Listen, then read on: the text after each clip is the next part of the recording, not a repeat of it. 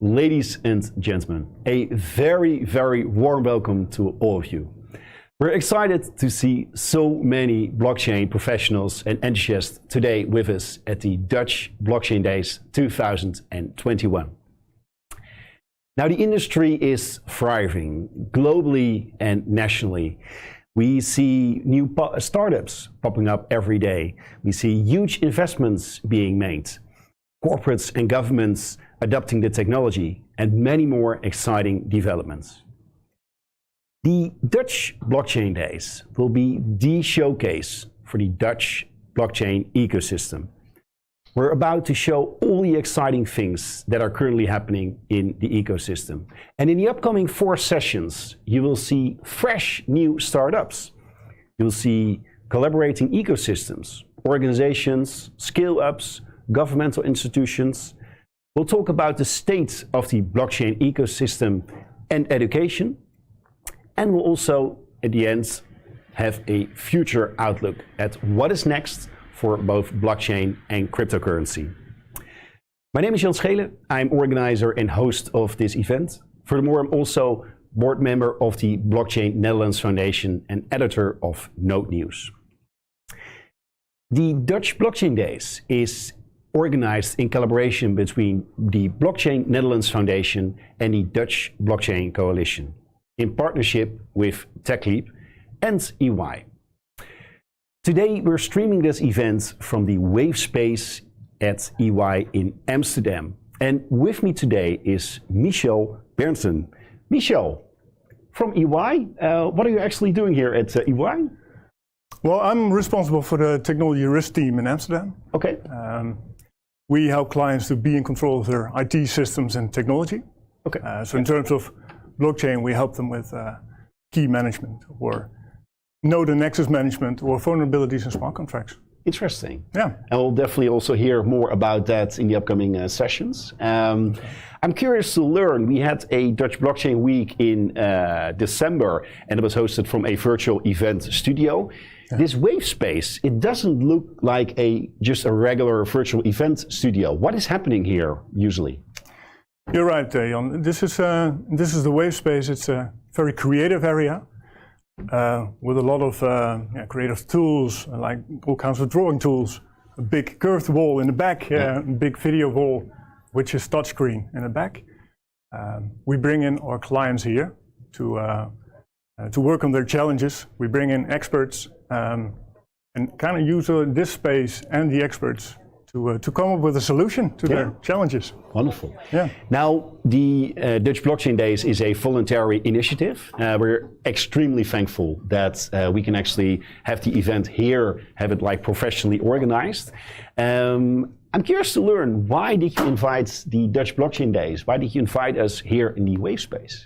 Yeah, so first of all, EY invests a lot in the startup community. We do that by providing guidance, but also knowledge sharing through sessions like these. Yeah. And we're heavily invested in blockchain. Okay. So we welcome any initiatives that strengthen the blockchain ecosystem. Yeah. And I think later today, Paul Brody will also talk a bit about the $100 million investment that $100 million. that EY is making in blockchain technology. Yeah. Is that true? Wow. Yeah. Yeah, Spread over a couple of years, but yeah. Wow. Yeah, we're really looking forward also to that keynote. No worries.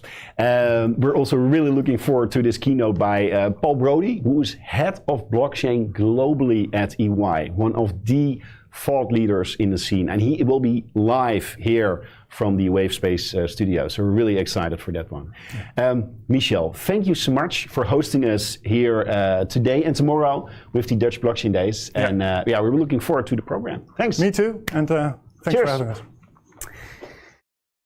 Now, how can you, as a distinguished guest, interact with us in the upcoming 4 sessions? Because we would love to have a conversation with you as well. We got a packed program filled with keynote speakers, pitches, panels, and so forth. And yeah, in order to keep it also fun for the audience, the keynotes, the pitches will be short. So in order to make sure that for you, you will also stay fresh. So the sessions won't be longer as an hour.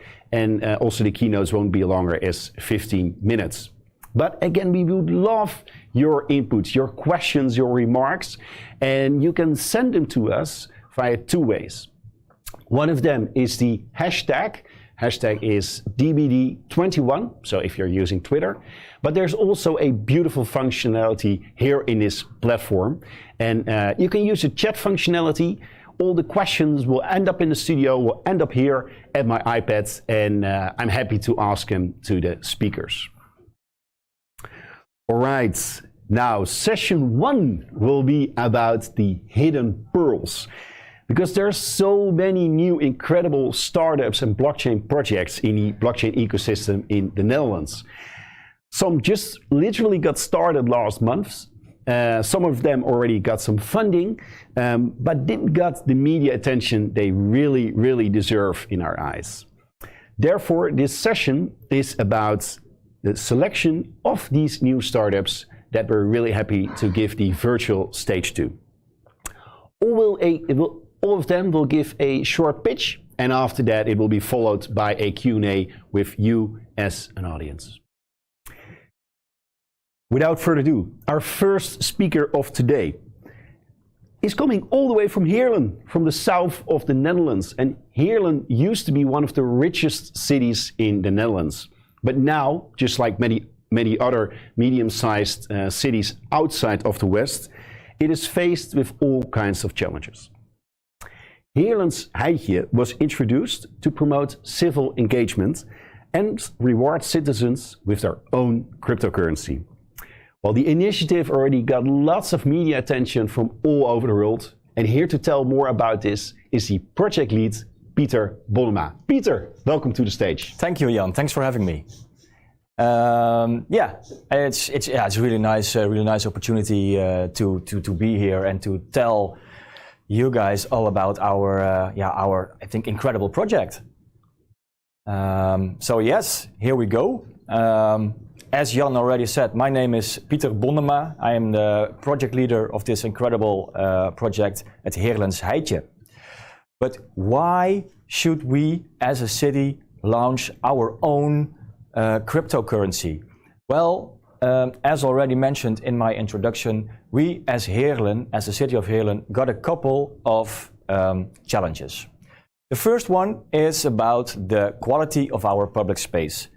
In the city center, it's all quite all right. It's nice, it's clean, but if you go more abroad, then you will see most of these pictures. There is let's say a lack of money to really make everything as nice as the city probably would want to, and as their citizens would want to. The second challenge we have is our economical situation. There are a lot of vacancies in our city center, and it is already post-corona. So you can imagine what will happen in the coming months or years. It's quite tough for an entrepreneur to start it and be successful with a real shop in the city center. And the third one, it's actually about strengthening partnership and let's say make the citizen create more ownership by the citizens for their own local public space.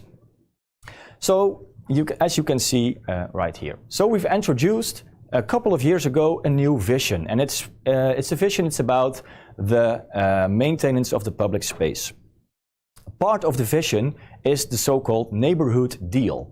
As you can see in one of those pictures, you can see a bloom basket on a lamppost. So what's a neighborhood deal? You can imagine that the municipality will have such bloom baskets and also some flower bulbs. But we cannot maintain those things, and it looks really nice if you have a real street with all those flowers. So what we say, all right, citizens, please help us with a little beautification of your street. We install those bloom baskets, but you have to maintain them. And now we have already, I think, more than, let's say, 170, 180 active deals in such way that the civilians are helping the municipality. So that means that they are really want to do something in their neighborhood. And that's a real big part of het Heerlens Heitje. The difference between the so-called neighborhood deal and het Heerlens Heitje is quite easy. The neighborhood deal says, hey, you can make your own street or neighborhood. You can make it more beautiful. So the basis is in order, and you can make it more beautiful. But the project of het Heerlens Heitje goes a bit further than that. They say, no, maybe the basis ain't in order, and civilians, please help us. But what will probably happen if you ask them to just help us? They say, hey, but isn't it a task for the municipality? Why should I help you? Well, what would happen if we can introduce as a reward a local digital currency? That will mean that we as a municipality create with our project team tasks in a digital platform. Users can download an application, which I will show you soon, to carry out those tasks.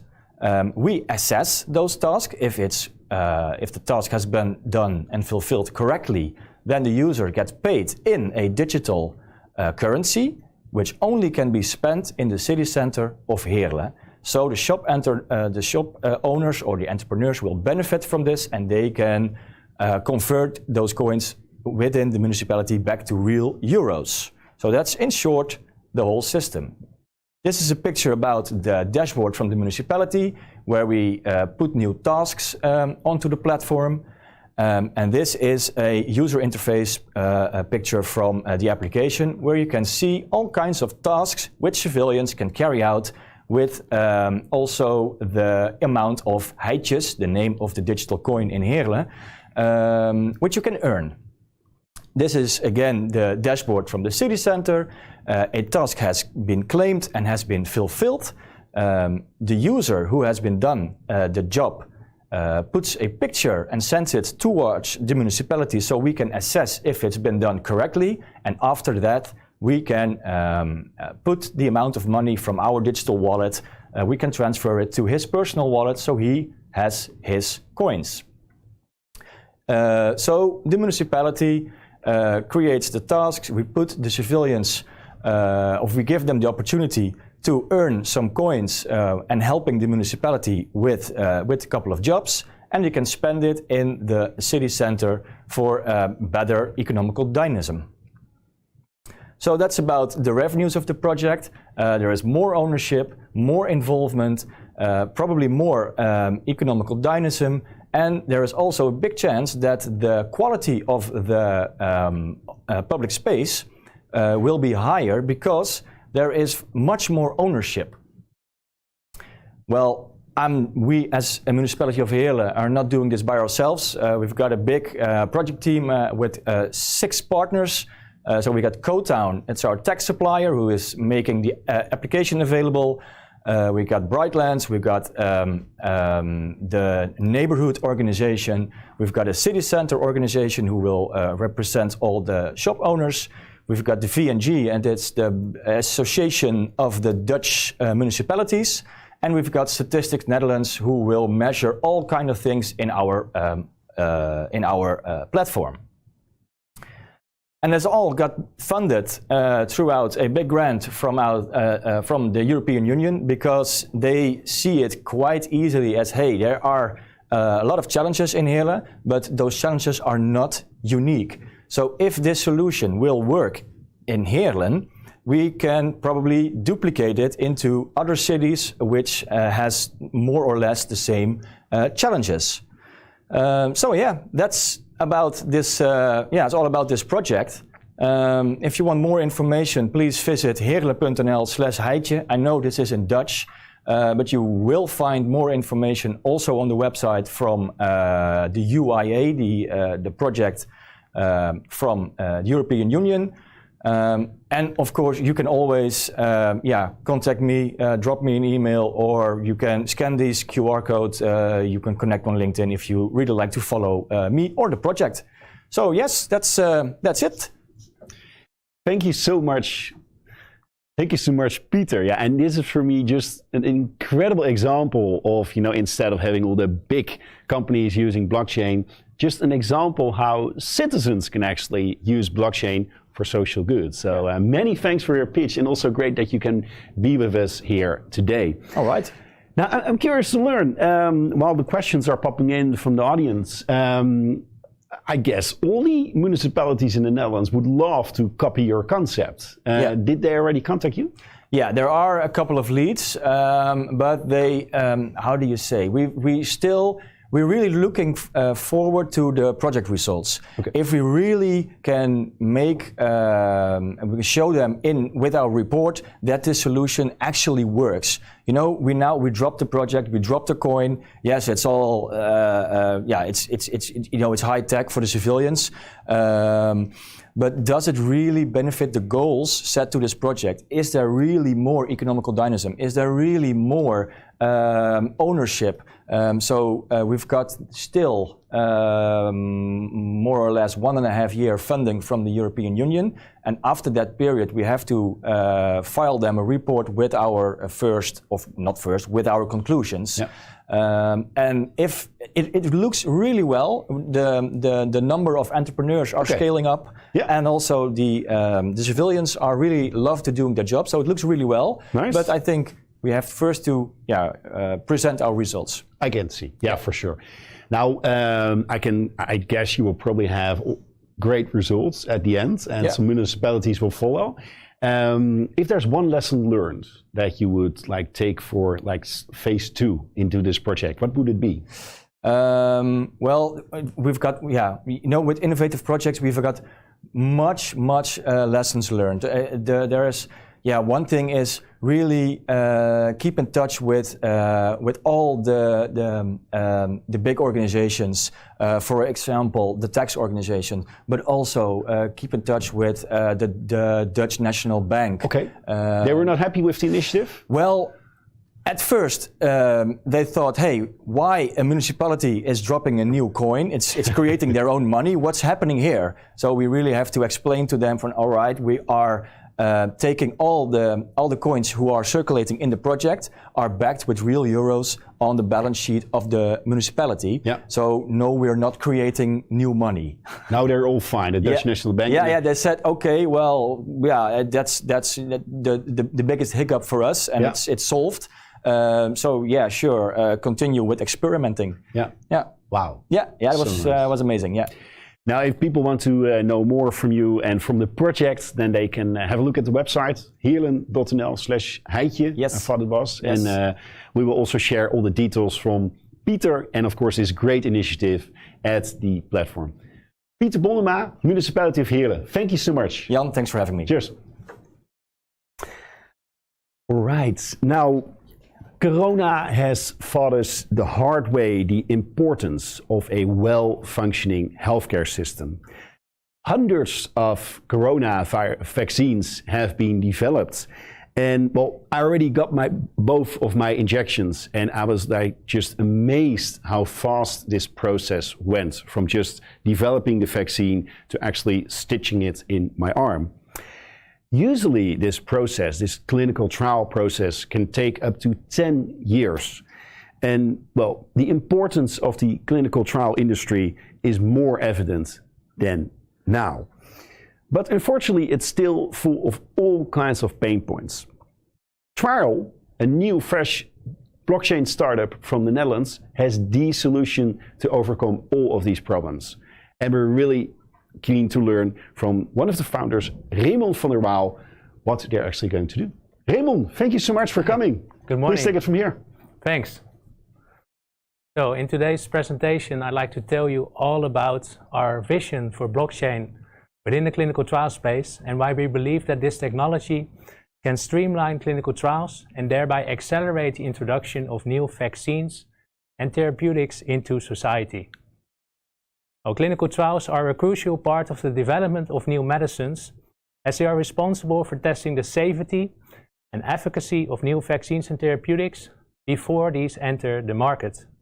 Now, this is a multi-stage research process that, as Jan already addressed, typically takes up to 10 years, and it requires the close collaboration of many stakeholders. Think of pharma companies, biotechs, specialized service providers, hospitals, and the most important of all, the clinical trial participants, which could either be patients or healthy volunteers.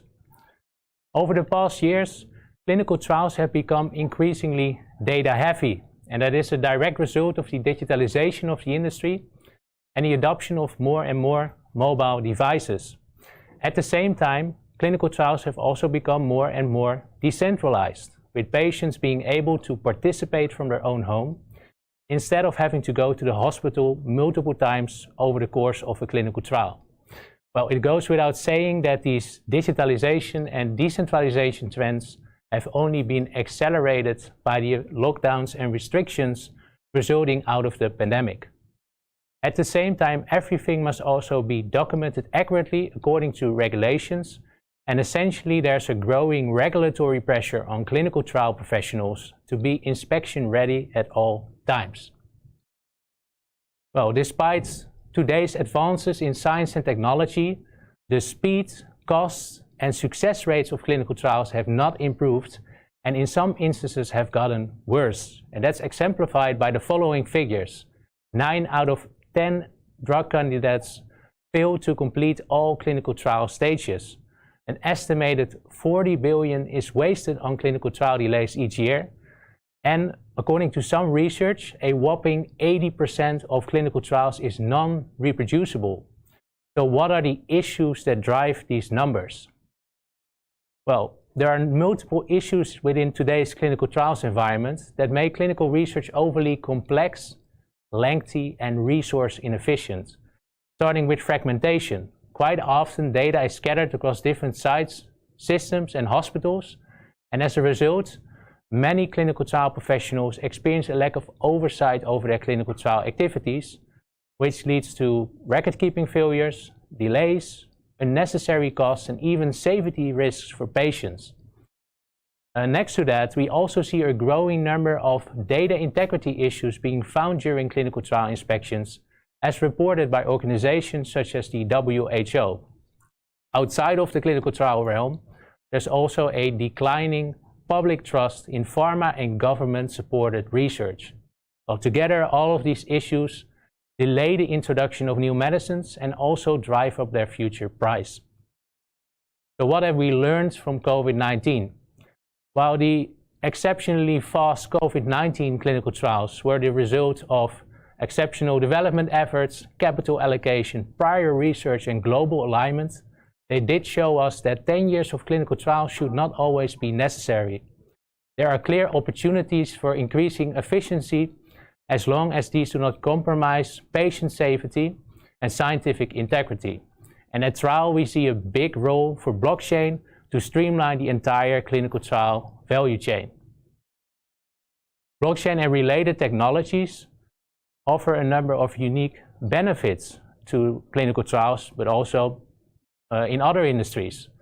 First of all, blockchain can be used to promote data integrity and auditability by enabling clinical trial professionals to generate blockchain-secured immutable audit trails of their documents and data. Blockchain can also facilitate integration and interoperability through decentralized identity and access management that enables the integration of the currently severely fragmented landscape of clinical trial stakeholders and software systems. And lastly, blockchain can help promote efficiency and compliance by automating and asserting key clinical trial workflows through a combination of smart contracts and AI. In these different ways, blockchain can help streamline clinical trials and thereby accelerate the introduction of new vaccines and therapeutics into society. So let's start with the first use case, data integrity and auditability. Clinical trial professionals can create verifiable proof of the existence and integrity of their clinical trial documents and data using blockchain timestamping. Over time, these verifiable proofs generate an immutable audit trail of clinical trial evidence that promises to provide regulators, patients, and greater society with increased confidence about the authenticity of clinical trial data. Well, this is extremely relevant considering the long development timelines, the many stakeholders involved, and the growing number of data integrity issues that we currently see within our industry. Focusing on integration and interoperability. The decentralized nature of blockchain fits perfectly within the increasingly decentralized approach to clinical trials and medical research. And this approach is, of course, driven by the adoption of more mobile devices and the clear benefits that are offered by patients being able to participate from their own home. Open blockchain standards such as decentralized identifiers and verifiable credentials, frequently also mentioned in the context of self-sovereign identity, and the Web 3.0 can be used to set up a decentralized infrastructure for identity and access management.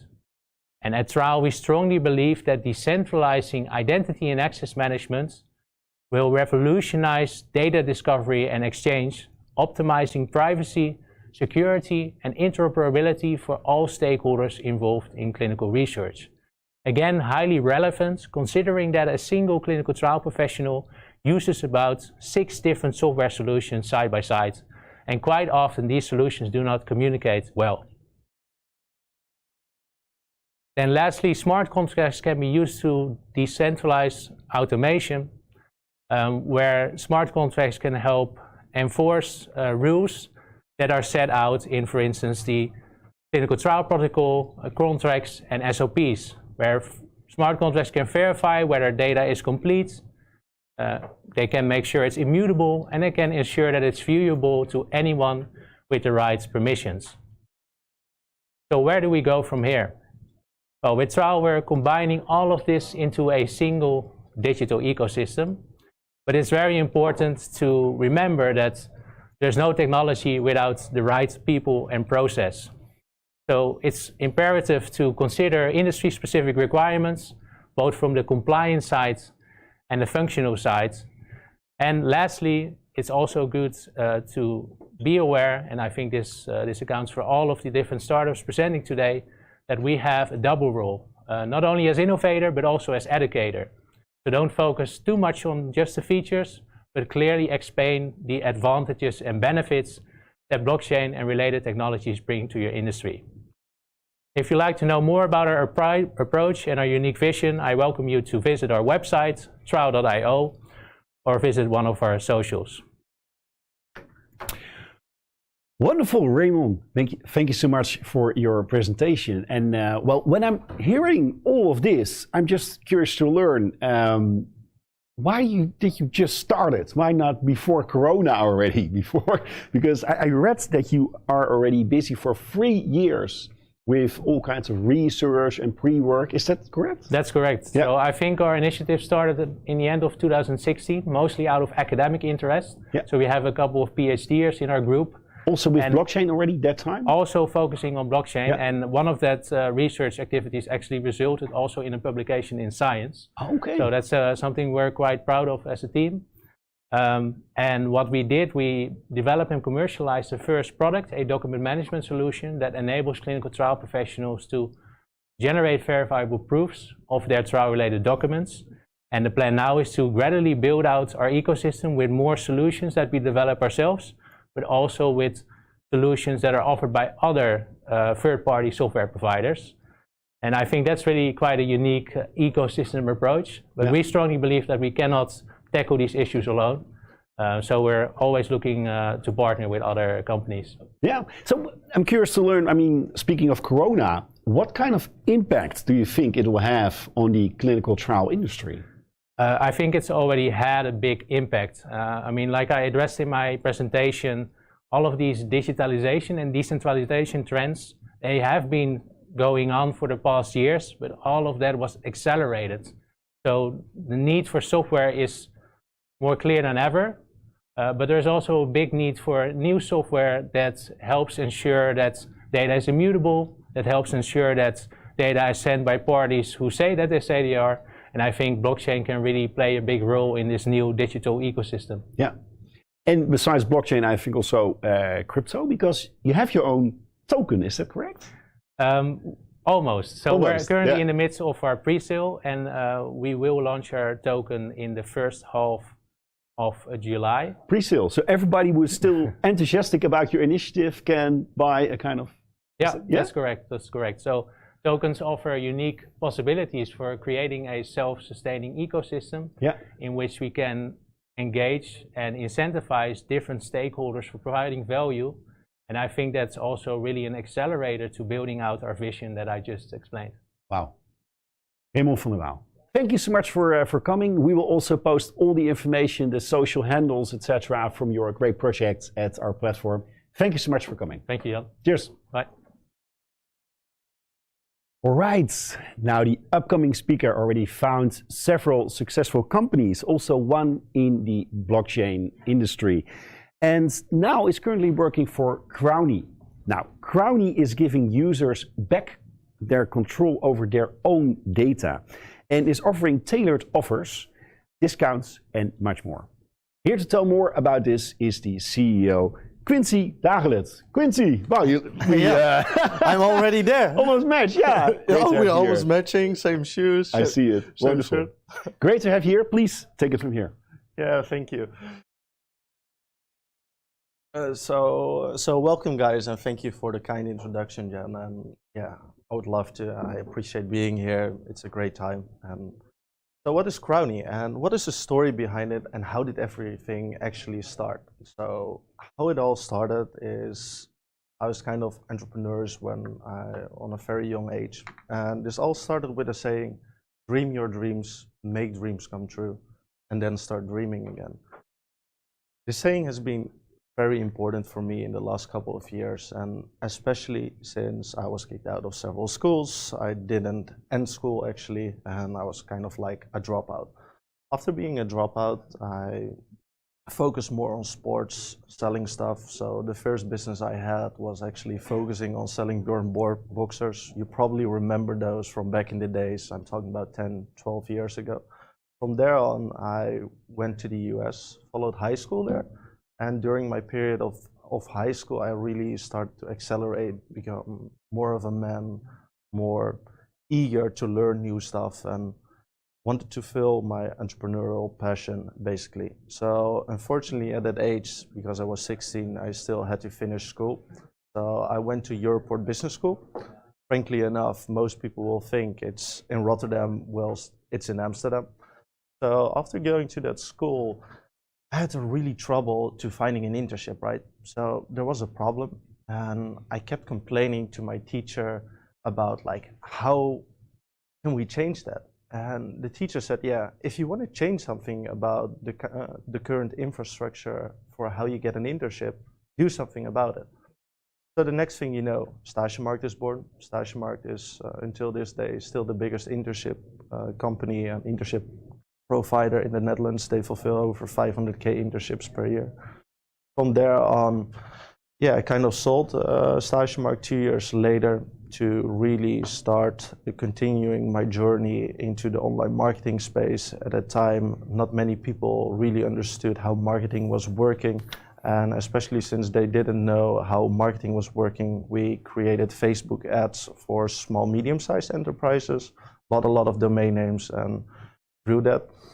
Eventually, I met someone in the gym and he pitched me Mr. Friendly. Mr. Friendly was a waterless toilet company, not sexy at all, because as a man, what do you think of a waterless toilet, right? But the thing which catched my attention was the media device which was displayed in the toilet. So actually when you were going to the toilet, you would see an ad, right? So in the first time, people, and mostly brands, they were talking to me and they were saying, like, would you really want to sell this? Because why would I want to see ads?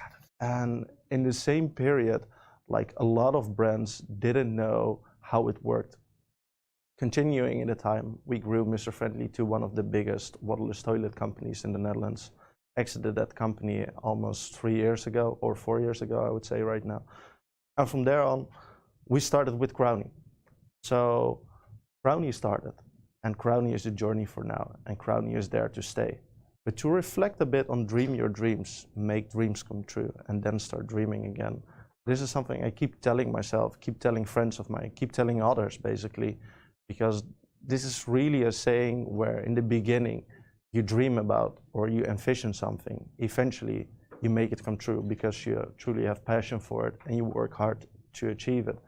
And afterwards, you will start dreaming again because you always have and you always need to set new goals. Oh, my bad. So what is Crowny? Actually, Crowny is very simple. It's a consumer app and an advertising platform within its own ecosystem. So with Crowny, we are able to connect and reward users for engaging with their favorite brands. We can ensure brands that they always reach the right target audience while we protect the user's privacy. So how are we able to do that? Because users will always receive relevant content and offers based on their personal preferences they fill in our mobile application, which allows a user to eventually earn both Crowny and loyalty points. These are all based on their personal preferences they fill in the application. Furthermore, we also provide a free loyalty system for brands because it's built on Solana, but more about that in a bit. On the flip side, we also have a marketing upsell in the platform, which provides like QR codes, geofencing, and microtasks. So it's a very simple app for consumers, right? We wanted an interface which is super simple, which everyone can understand, and how it eventually should work is as follows. You download the app, you create an account, you select your preferences. After your preferences, you decide on your advertisement settings and your frequencies. These are very important because we value your privacy. We value what you would like to see and whenever you would like to see it. So if you feel like not receiving content for a week, you completely turn it off. Fine with us, better for the brand as well. And after you filled in all those details, you're now finally able to receive or basically earn rewards. So the next step is, how does our platform then actually work, right? So on the left side, you see the brands, while on the right side, you see the users. So it's like on top, it's all about creating a campaign. It's choosing your right target audience, creating the advertisement, selecting the call to action button, and to set a reward, which eventually always goes to the user. After you did that part, you're now as a brand able to analyze data and generate anonymous statistics about your customer behavior. While on the other side, a user is always incentivized to see content because he now knows I'm really willing to watch something because I filled in what I would like to see. So if I like a museum as an example, or if I would like to eat Japanese and I receive content about some of these topics, then I know it's relevant for me. On the left, you can also see some brands we are currently working with. We work with Serum. Serum is a top 100 cryptocurrency, which we received a grant from, and we are one of the few recipients. Obviously, Blockchain Netherlands, and that's also how we came here today, which we are proud to say. And Solana, we are one of the first to actually build a loyalty system on Solana, and we are now tradable on Ascendix, which was formerly known as BitMEX. So that leaves the question like, why Solana, right? So Solana, it's the perfect blockchain for us, but generally speaking, Solana is known for super fast transactions and a very low cost which is involved. These are the reasons we are able to provide, to handle high volume of a lot of transactions per second, which other projects do as well. The ecosystem is massively growing, which you will see on my next slide as well. So another good thing about creating a currency on the blockchain is that nowadays you can just have a crypto credit card and you can just start spending. So imagine you're earning with a Crowny application, we are tradable on several exchanges, you're now able to also directly spend it. Two other amazing points of Solana is, and regularly speaking about the blockchain, is tokens, loyalty points, everything is traceable and it's always valid forever. The most important for us is it's super inexpensive. And because it's super inexpensive, we are able to provide all those brands which I've just been talking about with a loyalty system for free. This is something other brands can do, but we are able to achieve this because Solana costs us a couple dollars per, let's say, 1 million transactions. So the Solana ecosystem is all about keep moving forward, right? So the Solana ecosystem is growing, the Solana ecosystem is booming, and it's one of the most relevant layer 1 solutions right now, which is aiming to solve a problem which Ethereum haven't been able to do, which is scalability. The Solana ecosystem, on top of that, they just recently raised approximately 350 to 450 million. People don't know the exact amounts of numbers, but it's somewhere in that region. The most interesting fact about it is that they were supported by Andreessen Horowitz, Pantera Capital, and some other major tech VC names from the US. And also on top of that, large exchanges such as Binance, FTX, which support this growing ecosystem. And that's why, in my opinion, this is an ecosystem to take a look at. And if you decide to build, check it out. They just completed their hackathon with the most submissions ever in it. So back to Crowny about where are we right now? So recently in April 2021, we raised approximately 1.3 million from a series of investors all over the world, and a small portion actually came through the Netherlands. So it's different from where we are right now compared to a couple months ago when you were still a startup seeking money and trying to pitch your idea to becoming a company which actually raised something and is now trying to set foot on the ground, launching an application and having one of the highest scores with how our smart contracts worldwide got audited by multiple companies. And we are now on the verge of launching our first beta version of the app, and I'm willing to share some alpha right here. So we recently signed up over 5,000 people in less than 2 days when we announced that our app was able to go live in less than 2 weeks from now on. So the next part and what is happening, this is like the crazy world of crypto. You see a lot of like animals, you see a frog, you see an ape, you see like candlesticks with a night pattern in it. And this is really like how crypto Twitter and how the crypto world basically is different from like the whole blockchain segment. So while we're here mostly focusing on blockchain in general, I'm trying to focus more on the crypto and what impact people can have on it. As an example, we've all seen what Elon Musk did to crypto, right? Like with Dogecoin, leading a whole Doge army, and people truly believing in Doge while it has no utility at all. While on the other side, you can also see countries right now banning, on the other side also accepting cryptocurrencies. Take a look at El Salvador, Costa Rica, and these I would call them third world countries. They are more looking towards adoption of cryptocurrency and mostly Bitcoin in general, because they truly believe their own ecosystem, is going really bad because of the inflation which is happening. The last thing I want to talk about is like the fundraising landscape and share something out of my own experience. Like a couple months ago, IDOs were the most hottest thing you could see in the crypto space happening. IDOs stand for initial DEX offering, which means it's like the ICO, but then in a newer jacket, basically. People tended to offer us private jet flights to Singapore, to Dubai, if we would take them on as an investor. And you have all these anonymous frog characters which want to invest in your company, but they don't want a KYC. So how are you able to do that? Now, we've been lucky enough to work with some amazing companies in the Netherlands, whereas Blockchain Netherlands and some of the sponsored companies on here helped us with. So that's really how we set our foot in the crypto world, with a background of a more corporate network.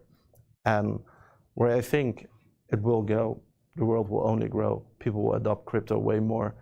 Most of my friends, most of the people, they thought crypto was dead when it went from 20K to almost 3K. And right now they truly believe, oh, is 30K actually the bottom? So we are truly in it for the tech and for a longer period. Thank you. Make sure to scan this, sign up, and you can always find me here. Wonderful.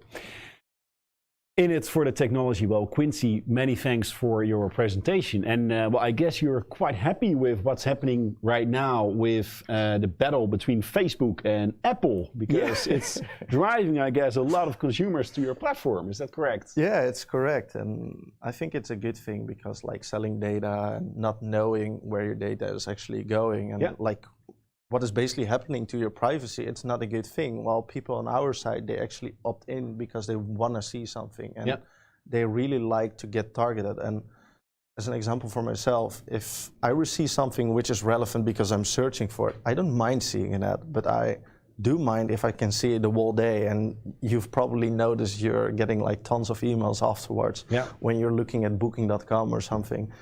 And I'm like, yo, I like to see a hotel, but like seeing 10 hotels like for a period of a week, now that's not what I asked for. And consumers really told us out of surveys and out of other research that they are fine with receiving content as long as it's relevant, they get rewarded for it, and we are not spamming them. And that's why our application is created out of a need from what consumers wanted and not how we could make the most money of it. Otherwise, we could have sold data, which we are obviously never going to do, and which isn't allowed anyway.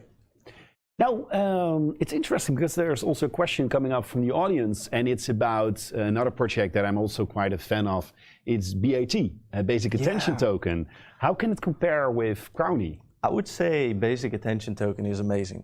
Firstly, what they are doing and what they are trying to solve, and I don't know, for the one who asked this question, yesterday they launched their anonymous browser as a competitor to Google. I don't know if you were aware of that. I don't know. No. Well, check it out. It's really great. But like, if I would say like on a competitor behavior, I think Brave is mostly aiming on the online world, and they are a browser, while we are an application, and we are able for brands to provide both a gateway for online and offline.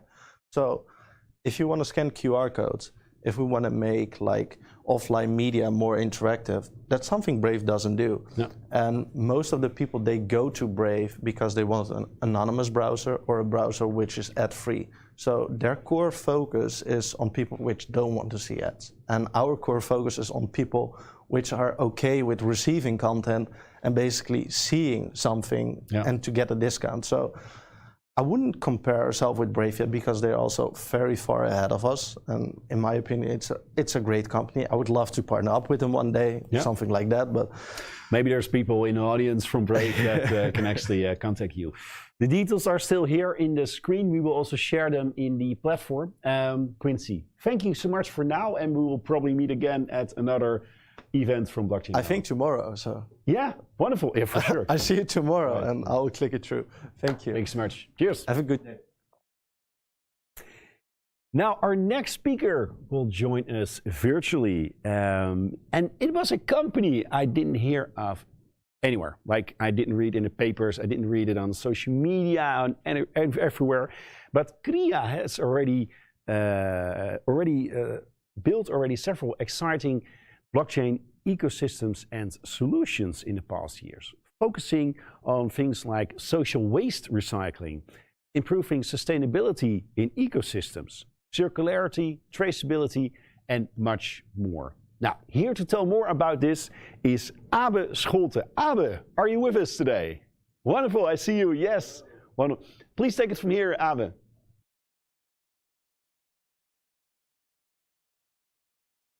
We can hear you perfectly. Thank you. Please, yeah, take it from here.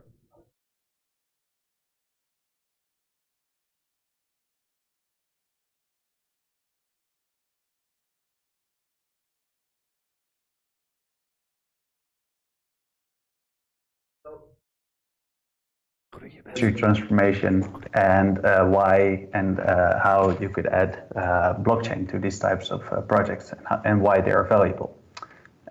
Next slide, please.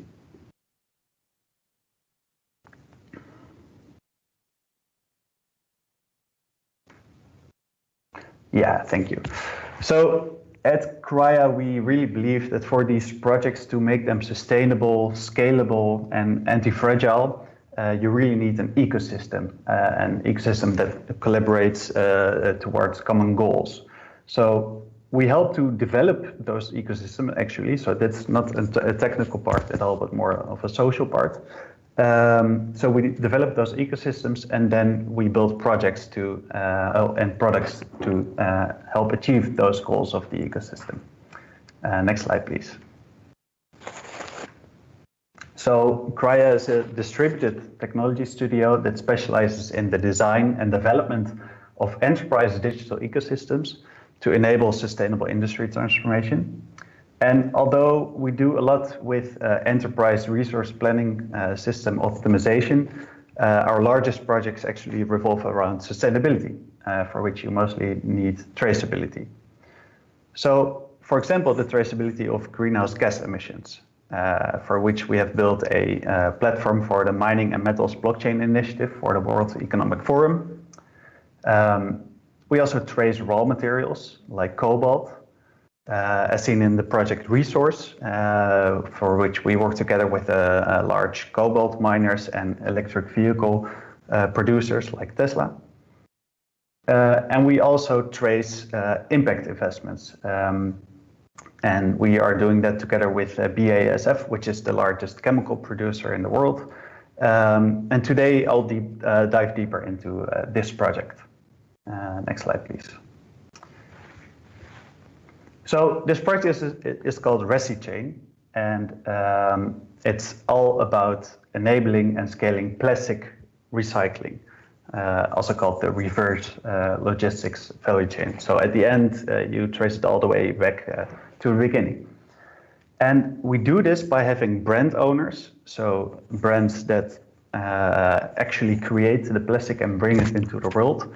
And they should invest in the end in plastic recycling projects and infrastructure, and thereby they can also prove their extended producer responsibility, which is something that has happened over the last 10 years. So our current ecosystem is initiated by BASF, and it is supported by 3 brand owners, 2 enablers, basically NGOs, and their nationwide programs, a recycler, an assimilator, a consultant, and a petrochemical company. Next slide, please. So after doing extensive research, we proved that we had to focus on a key part of the value chain. So in this case, the sorting units, the recyclers, and the brand owners. And within this key part of the value chain, the following needed to happen. So brand owners, they need to be able to invest in future recycled material. So hereby they pre-order actually recycled material, which is actually made from their own plastic, and they receive tokens on the blockchain as proofs in return. And then enablers, such as NGOs, should create and manage investable projects and make sure these projects get operational through the invested money. So the system should also trace the materials throughout the whole supply chain. Through connecting the paper trail and mass balance systems approach, we can track and trace the recycled materials from the sorting unit all the way back to the brand owner. The pre-ordered material should then be claimed from the recyclers by verifying the brand owner's tokens. So the tokens can actually also help the brand owners to be compliant to the extended resource, the extended producer responsibility and positive impact. So in short, next slide please. The platform allows brand owners to invest in future recycled materials. It enables the management of recycling infrastructure projects. It traces materials through the reverse supply chain. And it allows brand owners to later claim the pre-ordered materials from the beginning. So let's dive deeper in how this works exactly. Next slide, please.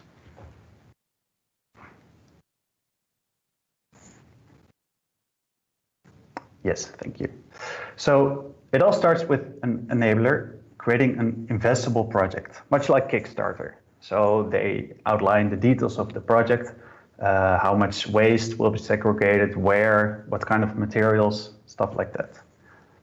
The investor, a brand owner, reviews the details and makes an investment if he wants to, and in return they receive credits, basically tokens on the blockchain. Next slide, please. So with this investment, the enabler can start constructing the sorting unit or any other type of infrastructure that is required. Depends on the type of project he got money for. Next slide, please. So the sorting unit in this case, once operational, starts to segregate waste and sell this waste onward in the reverse logistics value chain. Next slide. Then an invoice of the sale of this materials is uploaded to the platform. So the recycler who bought the physical materials checks the validity of the invoice. So for example, does the data match my purchase? And when it does, the brand owner's credits are activated. So the brand owners owns the tokens on the blockchain, but they are not active yet. But because the plastic was actually sold to the eventual recycler, the credits are activated. Next slide, please. So with these activated credits, they can actually create a report and thereby prove its compliance with EPR regulation. Next slide. So, for example, there might be other type of suppliers for which the brand owners are their clients. They can also invest on the platform. So they do not need to comply with EPR regulations, but sometimes they feel responsible for providing a solution as well. And our platform allows that. Next slide, please. So the business model here is that they can send credits as a rebate or a loyalty to their customers. Next slide. And then finally, as more and more value chain stakeholders join, we can trace the materials from the sorting units all the way back to the brand owners. So regulation and customer demand forces, they force companies to prove their feedstock, that it is sourced responsibly, and the quality of the material is key to recycling success. So with ResiChain, you are able to do this. Next slide. And for all of this, we need blockchain because we need to be able to trace investments through tokenization. We need to be able to prove the impact through validation. The platform should be fraud resistant through audit trail and incentives. There should be proof of provenance in a fragmented supply chain through handshakes. We should be able to trace the quality and other data points to extract value. All of the stakeholders need to be united behind a common cause and a solution. And furthermore, an ecosystem needs to be developed and to organize the whole collaboration. And all of this creates a basis for new business models. So yeah, it's a very complex multi-stakeholder thing where a lot of data needs to be shared in compliant ways that you need to be able to verify. So yeah, blockchain. Next slide, please. So the impact that the Brazil project has over the last few years is it has been improving the lives of waste pickers and also has created positive impact by funding the projects that actually enable that. It also helps brand owners to gain a competitive advantage by making the non-virgin plastic feedstock available, which means non-virgin means that it's recycled. And also ResiChain facilitates investment in waste sorting infrastructure, so bringing together the reverse logistics flow chain and tracing the material throughout. Next slide, please. So what is next for ResiChain? Over the last months, we've been scaling the project by adding features to the platform in Brazil. And we've also been talking to new members, and there's a lot of members in the pipeline to join the project in Brazil.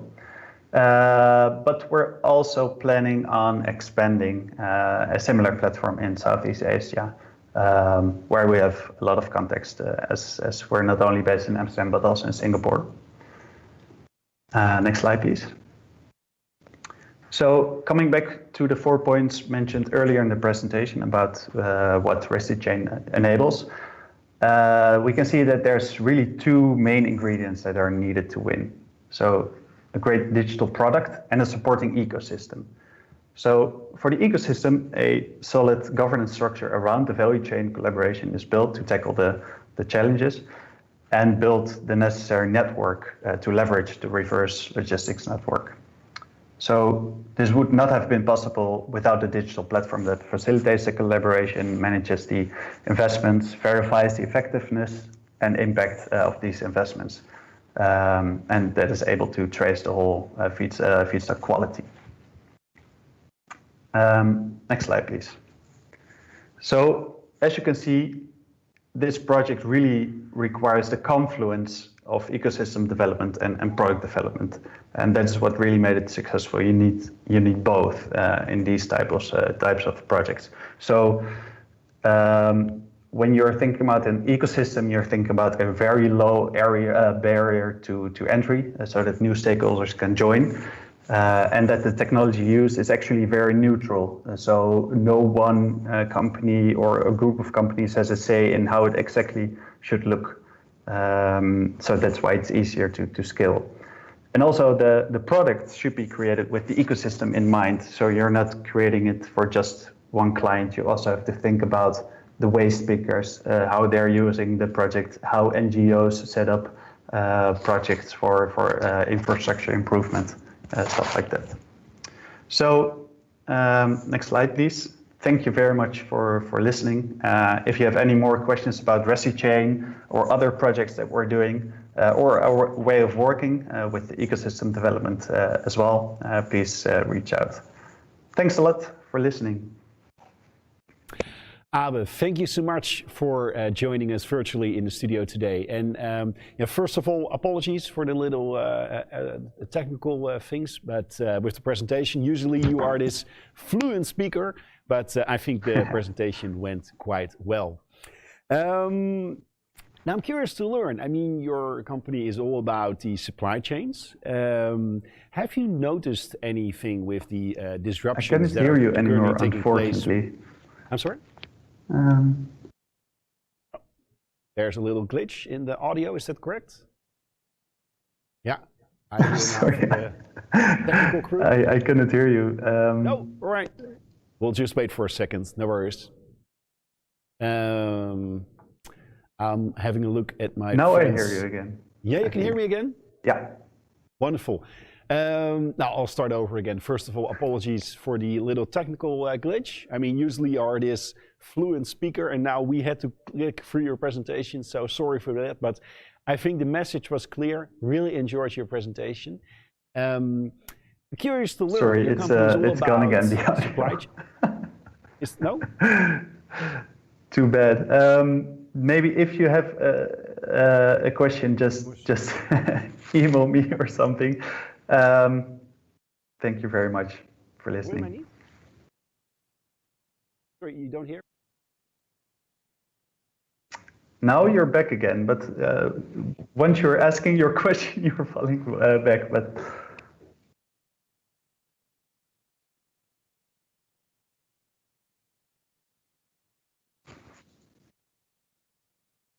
Los Angeles. Do you also see this back in the platforms that you built? Well, yeah, that's very interesting indeed. So, as I also mentioned at the beginning, what we basically do is we build industry-wide enterprise resource planning systems. And this really helps with the sustainability, but also with the optimization and automation. And what we see, so for example, when something big happens with the Suez Canal, with the Evergreen boat, maybe that would have been resolved quickly, or if a lot of stakeholders can share their data already. What you normally see during a crisis is that companies or institutions actually suddenly start working together, but then there's still no infrastructure for sharing data. So also with the whole mondkapjes affair we had in the Netherlands, suddenly a lot of hospitals started working together and sharing data, and before that they didn't. And yeah, maybe institutions and organizations are still a bit hesitant to share knowledge and data with each other. But yeah, we think we can prove that it can happen in a very secure and safe manner. You already did, so that's great. Sure. I mean, I think you have some great use cases there. You're speaking about enterprises all the time. Curious to learn, because this is one of the questions that I'm getting quite often. What is the value for the consumers? Do consumers really indicate as well that they value this kind of information that is being stored on the blockchain? So more on the consumer side. You're working a lot on the enterprise side, but do you also have some evidence or some research on the consumer side that consumers also really appreciate this blockchain track and tracing? Well, I think that happens mostly all the way at the end, where companies can actually prove how much they have invested in sustainable industry transformation. So what we really try to avoid is greenwashing. So any type of company can say that they're doing good or transform the business, and this has an impact, of course, for consumers. But in this way, consumers can actually see what that meant, how much money was invested, what the impact was. So that's the actual intent for the consumer at the end. Why we're focusing on enterprise so much is that we believe that enterprises actually have the biggest key in industry transformation. So consumers, of course, can make an impact by making choices in the supermarket, for example, or by how much they tank oil. But also the industry, we believe the change mainly has to come from the industry. Wonderful. Abe Scholte from Korea, many thanks for joining us. And I would also highly recommend people to have a look at your website, one of the most incredible websites that I've seen in a long time. So definitely have a look at the website. We will also post this at our platform. But Abe, thank you so much for now. Perfect. Thank you so much. Have a good day, everyone. Bye-bye. Now, when the sun is out, the garden in front of my office is turning orange. Orange of all the people from Thuisbezorgd that are sitting in my garden. Last year, we ordered 40% more at these kind of companies like Thuisbezorgd. And we're talking about 150,000 meals a day. These middlemen take up to 60% of the actual fee, payment that is being done to the restaurants. And the Eindhoven startup Bistro aims to take on the industry giants by returning power to the people. With us today in the studio is Bas Roos from Bistro. Bas, welcome. Please take us from here. Thank you very much. I will put it on the first slide of my presentation. Thank you for having me today. Like you said, the dynamic of intermediaries is sometimes like holding the market in a chokehold, and the commission fees that they charge are relatively extremely high. 60% might be a little bit exaggerating, but it's definitely up there. And what's happening in these markets is there's a dynamic where a merchant is not in full control of their own store. And what we're trying to do is build a commerce protocol in which it's directly peer-to-peer, and the merchant is always autonomous. So it's our job to provide the infrastructure, it's our job to provide the features and as well as the support, but it's always the business of the merchant selling to his consumer. Meaning they have access to consumer data, meaning they have access to consumer communications, meaning they have access to consumer loyalty, which in these current platform structures they not always are allowed to. So there's this intermediary structure in a market that is completely dominating every aspect of a market, of a commerce market. And with Bistro, we're trying to build a protocol which is fully peer-to-peer, direct to consumer, and we're firstly utilizing this in food. Because this is an area where a lot of frustration is already present in the market, and a lot of restaurant owners are open to disruption. This is the reason why we started Bistro. We built it as a completely decentralized application already, and we're adding in blockchain elements and tokens to make it even more decentralized, to make it fully peer-to-peer, and we're only here to facilitate with the protocol. So yeah, just to dive into a little bit more on that. For example, we've been speaking about supply chain management a little bit earlier on, and the transparency we seek in supply chains. But we feel, why don't we bring that transparency also at the market level? Why don't we allow stakeholders to directly trade with each other, but also do so on a very trustworthy basis? So blockchain is a trustless environment where all information is transparent, where all information is readily available, but it could also influence your decision making, and we want to make that possible. So that's why we came up with Bistro. And one of the biggest principles of us is to provide a commerce protocol where the restaurant owner is in full control and they have the full autonomy. That means that if they use the protocol, it's a no cure, no pay basis. Only if there are transactions, they should be also paying the fees. It should be an easy onboarding. So we launched the platform a year ago in the Netherlands. We have almost over 300 merchants right now. And we have over 10,000 products. But the most important thing is that the merchants are in full control. They are in full control on the menus. They are in full control. Oh, excuse me, I'm a little bit. No worries. I have very lack of sleep. I'm sorry. They are in full control of their store. They're in full control of their customer loyalty. Oh. You okay? I am. Give me one sec, guys. Yeah, I need. Oh.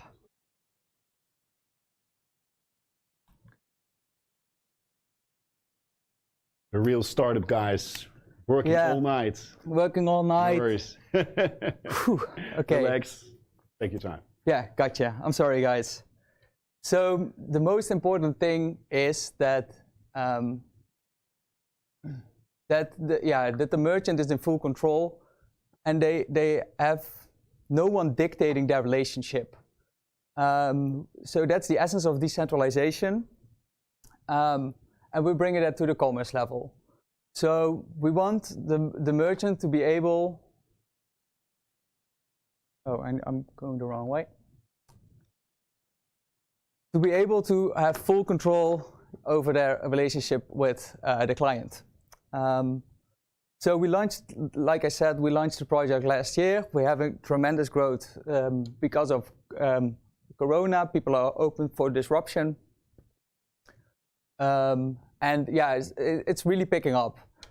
So what we're doing right now, we're integrating the blockchain dynamics to have a more fair infrastructure, but also prove that it is fair. have a transparency in the. Oh, I'm so lost right now.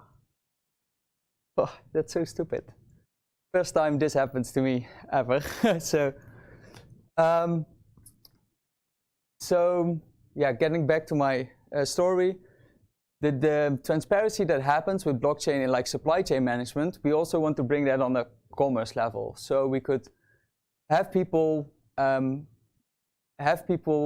influence their decision making based on that transparency. So, but the most important thing is to remove the intermediary dynamic and provide a utility protocol to conduct commerce on. So that's what we've been building, that's what we've been launching, and we are now moving forward in adding more and more of the token utilities to really emphasize the direct dynamic between the merchant and the user. The merchant could like use the data that is derived from the consumer and use that to optimize their processing, use that to optimize their services, use that to optimize their products and their offerings. But the user in return is also able to capitalize on that data. So we've heard a lot of examples right here on basic attention token, but also on Crowny. Data rewards is a really big thing in the next online interactions of consumers. And we really value that. So in our case, it's important that the community between consumers as well as merchants are able to interact with each other. For example, payments on a peer-to-peer basis. Interact, for example, with support. So we're even thinking about implementing a merchant cash advance model, which is on one of the next slides, to really help the community, or help the platform be community-driven and ambassador-driven. And the token is used to really emphasize that community-driven aspect of the platform. For example, you could contribute by providing high-valued reviews and therefore helping the merchant optimize their offerings. So getting back to the numbers, we have launched a platform of March 3rd, 2020. We have over 22,000 active users right now and $2.1 million in platform volume since we launched. We have over 10,000 products right now, and it's growing rapidly. We're working on a big platform update over the next quarter. So Q3 is going to be a big platform update, and in Q4 we're going to start integrating the first token use cases into the live platform. Meaning payments as a first token use case, meaning data rewards as a first token use case, and moving forward to all the other use cases as seen on the slide. So this is an example of how this merchant cash advance model would work. So there's currently a lot of merchants are in the trouble of getting credit or through regular channels and are relying on merchant cash advance models.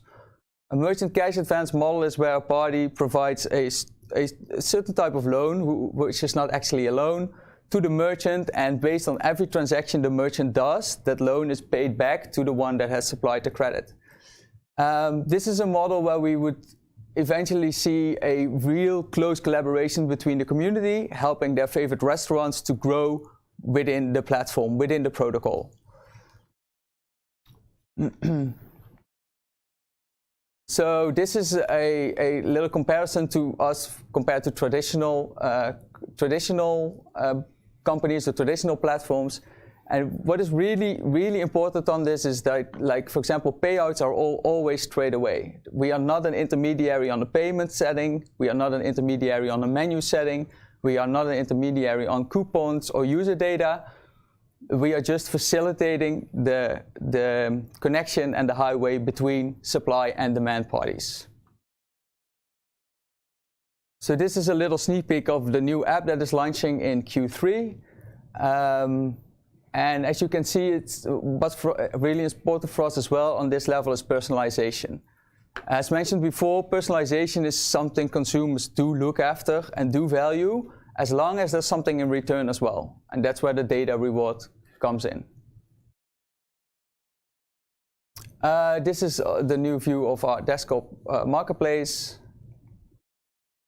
And to move into the questions from you as well, wrap it up, this is our presentation. Wonderful. Bas. Not too wonderful, actually. Well, it was. I think it was yeah, a it very was, but interesting pitch. somehow it was a long time ago doing a keynote. Yeah.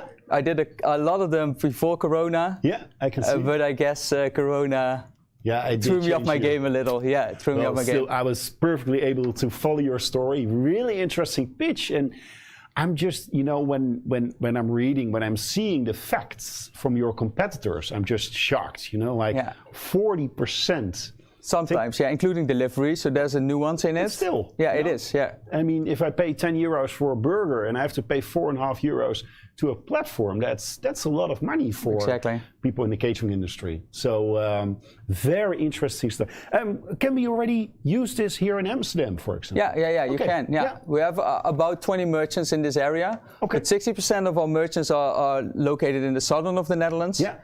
What's a good thing to mention as well is we don't only have restaurants, we also provide with specialty products or like grocery type projects, fresh produce, ambachtelijke producten like wines, cheeses, meat, vegetables. From the region, so from local farmers? From local farmers, direct to consumer. And through logistical partnerships, we can deliver those in the entirety of the Netherlands right now. Interesting. And we're moving into Belgium.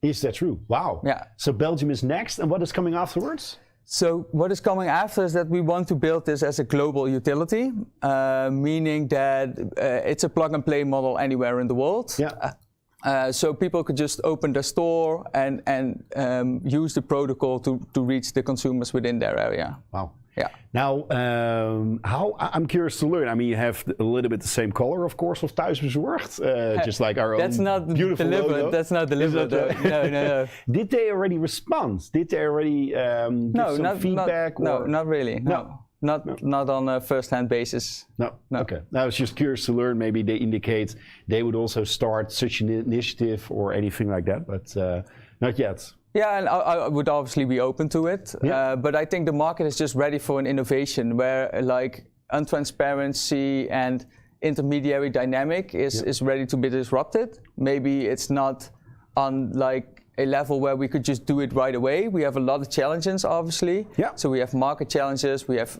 technology challenges, we have in blockchain also image challenges and security challenges. Yeah. But yeah, we're gradually moving forward and taking our position in the market. Wonderful. Last question is coming from the audience. Many thanks for that. Is people love the product, and I see people that also indicate they will start using it as of today. Cheers. What is your strategy to add merchants at scale? So currently we're talking to like partnerships. Yeah. So partnerships is a really important thing for us to onboard bigger sets of merchants.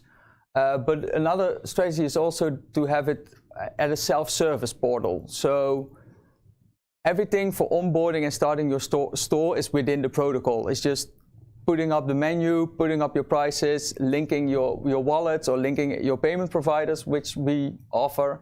Payment providers are this? Is it just fiat, like euro, or also Bitcoin? All kinds of cryptocurrencies. Yeah, we're adding into those as well later this year. Yeah. Wonderful. Yeah. Currently, it's fiat and Apple Pay, all that kind of general stuff. Because since we're in a consumer market, we need to tread carefully, right? There's a lot of consumers not ready for this transition at one time, so that's why we want to put it in on a gamified model, gamification, and basically ease them into it. But people who are ready to pay in crypto are able to by the end of the year. Interesting. Yeah. Well, and hopefully then the price also has risen a little bit. So. Yeah, market dynamics is something everybody has to work with. But I think that's one of the challenges. The complete industry is in its infancy. Yeah. And maybe if regulation will pop up, then markets will stabilize and we can just move forward based on the project. For sure. Bas, thank you so much coming Cheers. all the way from Eindhoven here Yeah. to Amsterdam. Really enjoyed Thanks. your pitch. All the information where people can actually find more information about Bistro or connect with you is mentioned here on the screen. Will also be posted on our platform. But thank you so much. Thank you. Bye-bye. Cheers. Now, last speaker already of this session is talking also about data. We just had Quincy with Crowny talking about giving data back to users. But in our data-driven world, it's not just about your own data, but of course also the data in combination with that of others. But with all the privacy discussions, with all the challenges, of course, with, for example, the block of Apple, sharing data has become quite a challenge. Linksight has found the solution actually to make it work. And with us today is Maarten Everts to talk more about that. Maarten, welcome to the stage. Thank you. Please take it from here. Okay. Hi, indeed, my name is Maarten Everts. I work at Linksight. I will talk about that in a bit, and I will tell you why MPC, multi-party computation, and blockchain are a perfect match. Like I said, Linksight, that is the startup we founded a couple of weeks ago, actually, and it is a spin-off by TNO, where I'm actually currently employed as a senior scientist for a couple more weeks, because I will stop there and work full-time, but almost full-time on Linksight, because I will also keep my affiliation with the University of Twente as a part-time assistant professor in the area of applied cryptography. And the mission, our mission for Linksight is to make it possible to create a data-driven insight without actually sharing the data. And the problem that we are solving here is the problem of, like Jan already mentioned, that multiple parties having databases where they actually want to have insight of the data that is distributed among them, but they cannot really share their data. Either because of privacy regulations or because it's competitively sensitive information. And typically this is in the area where you want to optimize over multiple parties. And one of those areas where you want to do this is in healthcare. And for example, consider the situation where you have an app that is developed by a hospital, and it really is something that helps the patients. However, the health insurance company might be thinking, okay, but does it really help? Don't the patients go to more general practitioners, or do they maybe get more pills, etc.? How can you really optimize for that and find whether it's really efficient that this app is used? Another example, besides healthcare, is gun permits. You can imagine that in the Netherlands, that when you have a gun permit, you really do not want people with psychological problems to have a gun permit. But both databases, whether you are allowed to have a gun or whether you are psychological, these are very sensitive databases that you do not just want to combine and put in one place or simply share. Another similar problem is money laundering. Money laundering, also there you have banks that have insight over their transaction graph. And, but of course they can see maybe, oh, this is a curious transaction, but they do not see the whole picture because each bank has their own vision on what's happening. Also there you want to have full insight but not share the data because of course banks are very competitive. There are various solutions for this, but we think that the solution is this, MPC, or multi-party computation. And the cool thing about multi-party computation is that it's basically a set of protocols with which you can compute over distributed data without actually sharing the individual items. And the cool thing here is, I'm still very excited about this, is that you can do computation with encryptions. For example, here I show you how you can encrypt the values 3 and 4 and you get 2 ciphertexts. And someone else can then take these ciphertexts, combine them in a certain way and get a new ciphertext that is actually the encryption of the sum of 3 and 4, 7. And the one who has the private key can actually decrypt to 7. And this MPC and this advanced cryptography, you can do a lot of cool things with that. You can solve many problems and find efficient solutions over many parties. However, it is not a silver bullet. And this paper by TNO actually has a wide variety of directions where you can do interesting stuff with MPC, but it's not perfect. First of all, we cannot compute everything yet. Only certain things can be computed.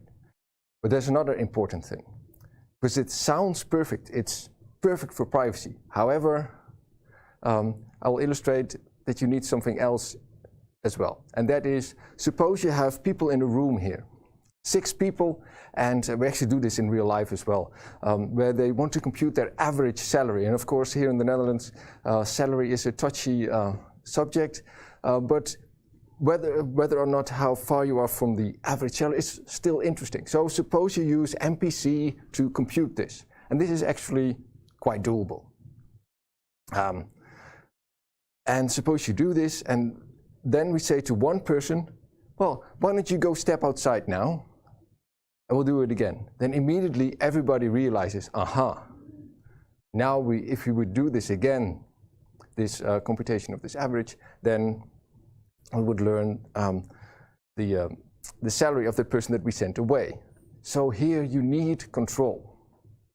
Similarly, if you would create a very nice distributed database of several parties and you use MPC where you can ask questions, for example, give me the average healthcare cost for people that use the app and have a high socioeconomic status.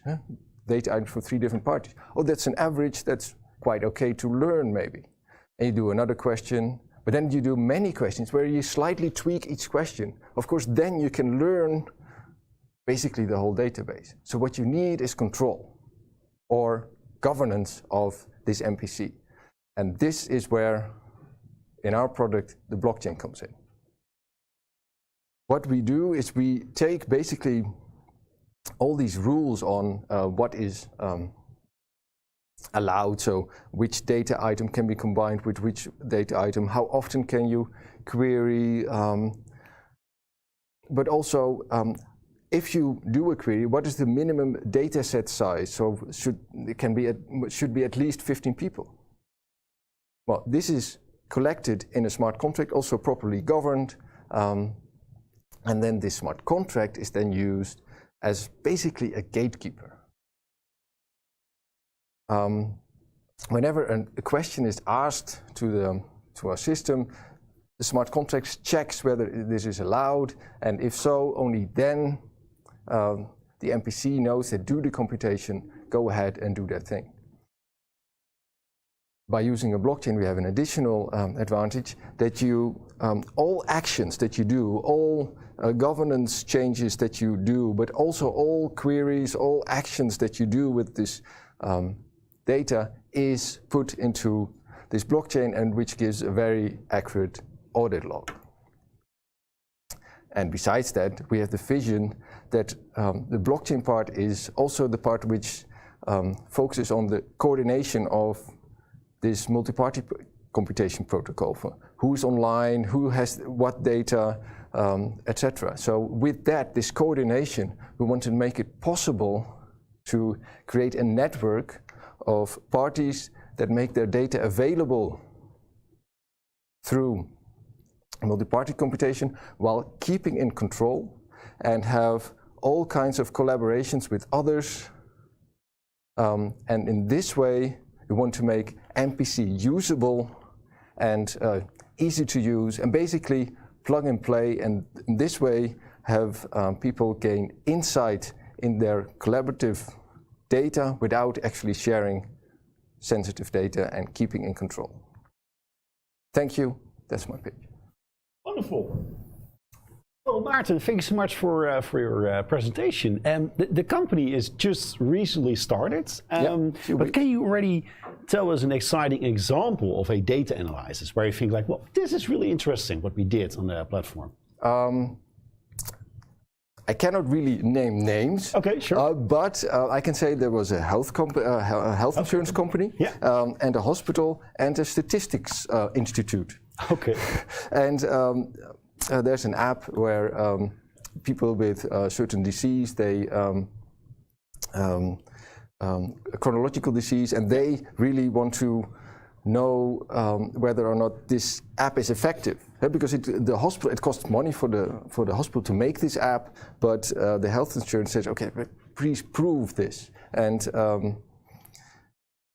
we actually did this on real data, and we could to analyze, is it effective? And so we use data from the statistics company, from the health insurance company who has way more data, whether or not people go to the GP more, etc. So we could really use this data to do things that you would normally do with a trusted third party. Interesting. So if you look forward, if there would be one data analysis that you would love to make, I mean, there's all kinds of people in the audience with us today. Maybe there are some exciting companies or organizations that are also intrigued by your, got their attention from your product. What would be the most favorable data? What is the data analysis that you would love to make? Is there one that you really look forward to actually make, combining data sets of a bank and the police, or? Well, one I think I'm personally very interested in is, we cannot do that right now, but we're working on this, is that you use, of course, AI is all the thing, that you train a lot of data, and these models that you make, they of course contain a lot of information. You want to keep control actually of this model, that it cannot be asked infinitely, because otherwise you basically leak the model. And I'm very excited that our platform could also eventually make that possible, that collaboratively the parties train their model, but that the model always stays encrypted, and that you can only use it when it's really necessary. Wow. Maarten Everts, thank you so much. Thank you so much for joining us today in the virtual studio. It was really interesting to hear from your side. Fresh new startup. All the contact details will be shared also on our platform. Thank you so much for coming. Thank you. Now, ladies and gentlemen, we are at the end of session 1 of the Dutch Blockchain Days. I really want to thank again our speakers. And well, usually there's this big applause. Now there will be a virtual applause. So for all the speakers, this is up to you. Thank you so much for preparing your presentation and coming here to the studio. Also, thank you again to our partners, TechLeap and EY, for making this event happen. We're having a short break right now. We're having a 10-minute break, and we will be back at 10:48. Yeah, we have to be very sharp time-wise, because otherwise our next session will start too late. 10:48, we will be back. There will be a little clock on your screen, so please be back in 10 minutes. And this promises to be a very, very exciting session about all kinds of collaborations in ecosystems, in education, between companies, and much more. See you back in 10 minutes.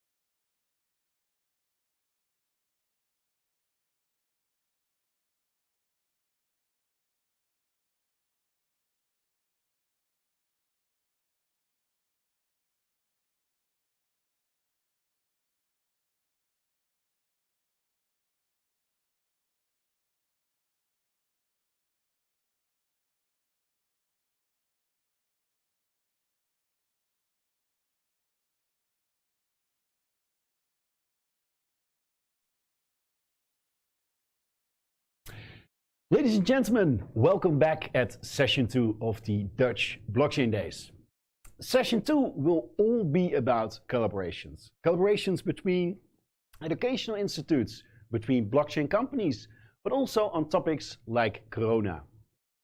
Again, should you have any questions for all the distinguished speakers, then please leave them in the chat functionality. There's this great chat functionality where you can also upvote other questions. If you're using Twitter, then please use the hashtag DBD21.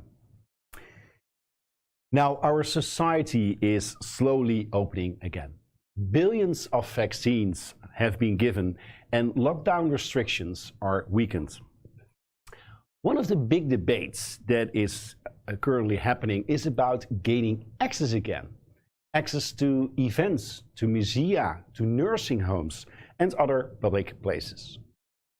Now, in the future, access to certain locations will require a negative test result or a proof that you have been vaccinated. The Unlock app is facilitating the entire infrastructure in the Netherlands. And with me today in the studio are the two, well, I would say founding fathers, inspirational leaders of this project. First of all, Katja van Kranenburg, CMS Law, one of, in my perspective, the thought leaders in the blockchain ecosystem in the Netherlands. Every time when I'm opening LinkedIn, I think 50% of my blockchain messages are coming from Katja, always connecting people with each other, doing great on that. And Peter Verkoelen from the Dutch Blockchain Coalition, one of the two partners who is organizing the Dutch Blockchain Days. A very warm welcome to both of you. Thank you. Now, Katja, let me start with you because I'm curious to learn. There will be an app on the mobile phones of people. What information is actually stored in this application? And you're referring to the Unlock app as such. Well, in principle, the systematics of the Unlock app, and Peter can also add to that, is that it's based on self-sovereign identity. So you as a citizen are your own holder of your information. Okay. And you only share your information or part of your information, or the person verifying your app can validate that the information is there but cannot see the actual information. Yeah. So Peter, maybe you can add to that. Yeah. That's fine. So what happens is that somebody, let's say, gets vaccinated or gets a negative test, and then let's say he identifies himself or herself, obviously, with a connection to his passport or his travel, his driver's license, etc. And then the negative test is also loaded into the application or the vaccine proof. And then indeed he only has to show a QR code when trying to get in. Yeah. And the person who is verifying is only getting a green light together with the pass photo to check also really, and that's a very important element that we think is part of the Unlock app, to check really that you are who you are and that you cannot get in with a negative test of Katja. Yeah. Exactly, because sometimes they say garbage in, garbage forever, exactly when it comes to data at blockchain. How can we be sure that the test results from this negative test are true, that people have not committed any frauds? Yeah, so that's actually why we are using, let's say, blockchain as a foundation layer, so to say. We are not storing data on the blockchain, because then you get automatically, and that's of course Katja's specialty, GDPR questions, because the right of to be forgotten, etc. And in the blockchain you don't forget anything. That's the immutable part of it, obviously. But we use the blockchain as a kind of mechanism to put a stamp on the test result. To really, I mean, you enter the test facility, you show your passport, and the person over there sees that you are you, and that that's your passport. The stamp goes on the blockchain, and then forever you cannot change it anymore, because if you want to change something, then it doesn't work out anymore. Let's say the checksum doesn't work anymore. And there's also a link. So if you have a test that has been issued by a lab, there's also a link, and then it is validated in the chain. So only if you have a validated lab, then the information comes on your app. Okay. Yeah. So it is you're unable really to manipulate the outcome, and it's also not possible to to create a green stamp if it is not validated within the chain of information. No, for sure. Yeah. So that's interesting to hear, because most people there often, you saw that also with the Corona app, were a little bit hesitant to use the application due to privacy concerns. But this is tackled. It's all privacy proof, GDPR proof, everything is fine on that end. Yes. Interesting. Yes. Now, Peter, you mentioned in an interview that this app is definitely the breakthrough of blockchain technology in the Netherlands. Why is this? Is it now because it's finally for the mass consumer market, or? Yeah, well, when we started this about 1.5 years ago with a group of companies and private organizations that are part of the Dutch Blockchain Coalition, we already had this vision of, let's say, the need for, let's say, trustworthy proving that you have this negative test result, or later the vaccine proof, and that based on that you could get in. So that principle was already, let's say, thought of more than a year ago. Of course, at that time we didn't have a lot of test capacity yet. Of course, there was no vaccine yet, so at that point in time, it was not yet, let's say, usable. But we knew that this was going to happen over time, and I think that the organizations that have participated in this and that also, let's say, have invested in this, because they put a lot of effort in this. I think that if you count all the hours, it's more than 1 million euros of efforts that the organizations put in without getting any euro back. But let's say the secondary objective, not only of the DBC but also of all of the individual partners, was that this is also really a showcase for SSI. Let's say people in society understanding how this can, let's say, give them a little bit more autonomy on their data, instead of all pushing it to, let's say, the central stores, and then you have to pray that Facebook and Google don't do let's say nasty things with it. And even, let's say, without, let's say, this specific application, we think that the mindset in society, like many elements, COVID has resulted, has fastened up developments. This will also hold for, let's say, the deployment of SSI in the Dutch society. That is also how we see it, in part, because I think the world was not completely ready yet, at least not in the Netherlands, to jump into a SSI-driven solution where you, as a citizen, are the holder of your own information. If I show you something, you know it's true. So in a way, it was the minds were not yet ready, and now we see that it is much more accepted, at least to collect some information and then show through a digital tool whether you can get access or not. And I think it's a good example also of collaboration, but also how SSI could work. No, and we're really interested also to learn more about the SSI initiatives from the Dutch Blockchain Coalition on Friday. So tomorrow there will be a special keynote about self-sovereign identity. And I totally agree with you. I think this is just a great example for Dutch citizens, that they can actually play with it, that they can see how this works in practice. So this is for Dutch citizens. Katja, you are partner in, let me see, you are a partner in employment and pensions. Yes, and also the head of the technology, media, communication sector group in the Netherlands. Okay. So that is my link with everything what I like to do on the human capital and digitalization and technology, because those are really two topics that really come together in that in what I do in daily life also. Interesting. Now tomorrow we will also have a keynote on the human capital agenda, so that will be very interesting to learn. But I'm curious to learn from your side. You are a partner in employment cases with CMS Law. Will organizations also use this app with their employees? That's an interesting question, and I'm really happy that you're asking, because what you see is that now in society, in many countries, as of the 1st of July, we will have the EU Digital Corona app. So everyone, in order to travel through Europe, you also must have some form of an app to get access across the borders. And in my opinion, and I think that is really something that the legislator should quickly pick up, is that in employment law, an employer cannot ask his employee to show proof of vaccination or test before he or she gets access to the workplace. Okay. And now we're getting, I think, the strange situation where everyone in the Netherlands has some kind of an app to get access to go to a restaurant, to go to the European soccer games. Also to fly, as of the 1st of July, if you want to go to France or to Spain, you also must have proof of antibodies, vaccination or testing.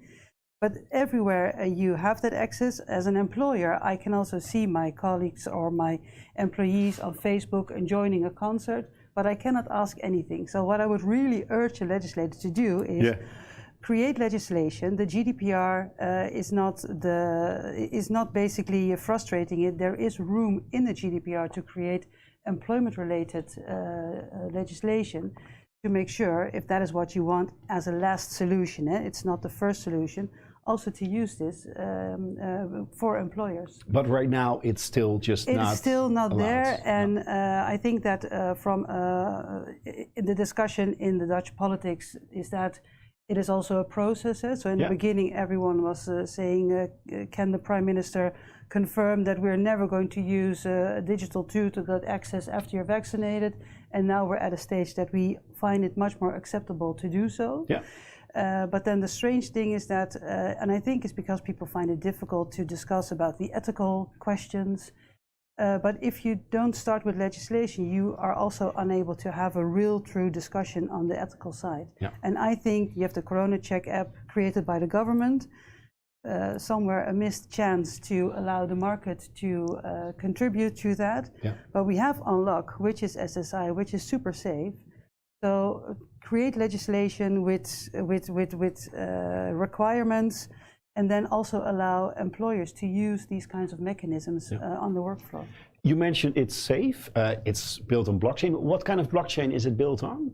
It's a question from the audience. Yeah, that's let's say we are using now a Hyperledger Indie platform.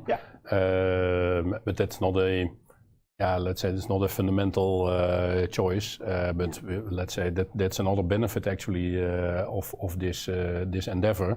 I mean, when we saw that Dutch government was developing their own solution, we realized that, let's say, we would get into a different pace because we think we're still valid. We're influencing what VWS is doing, but also we have now the international aspect, obviously.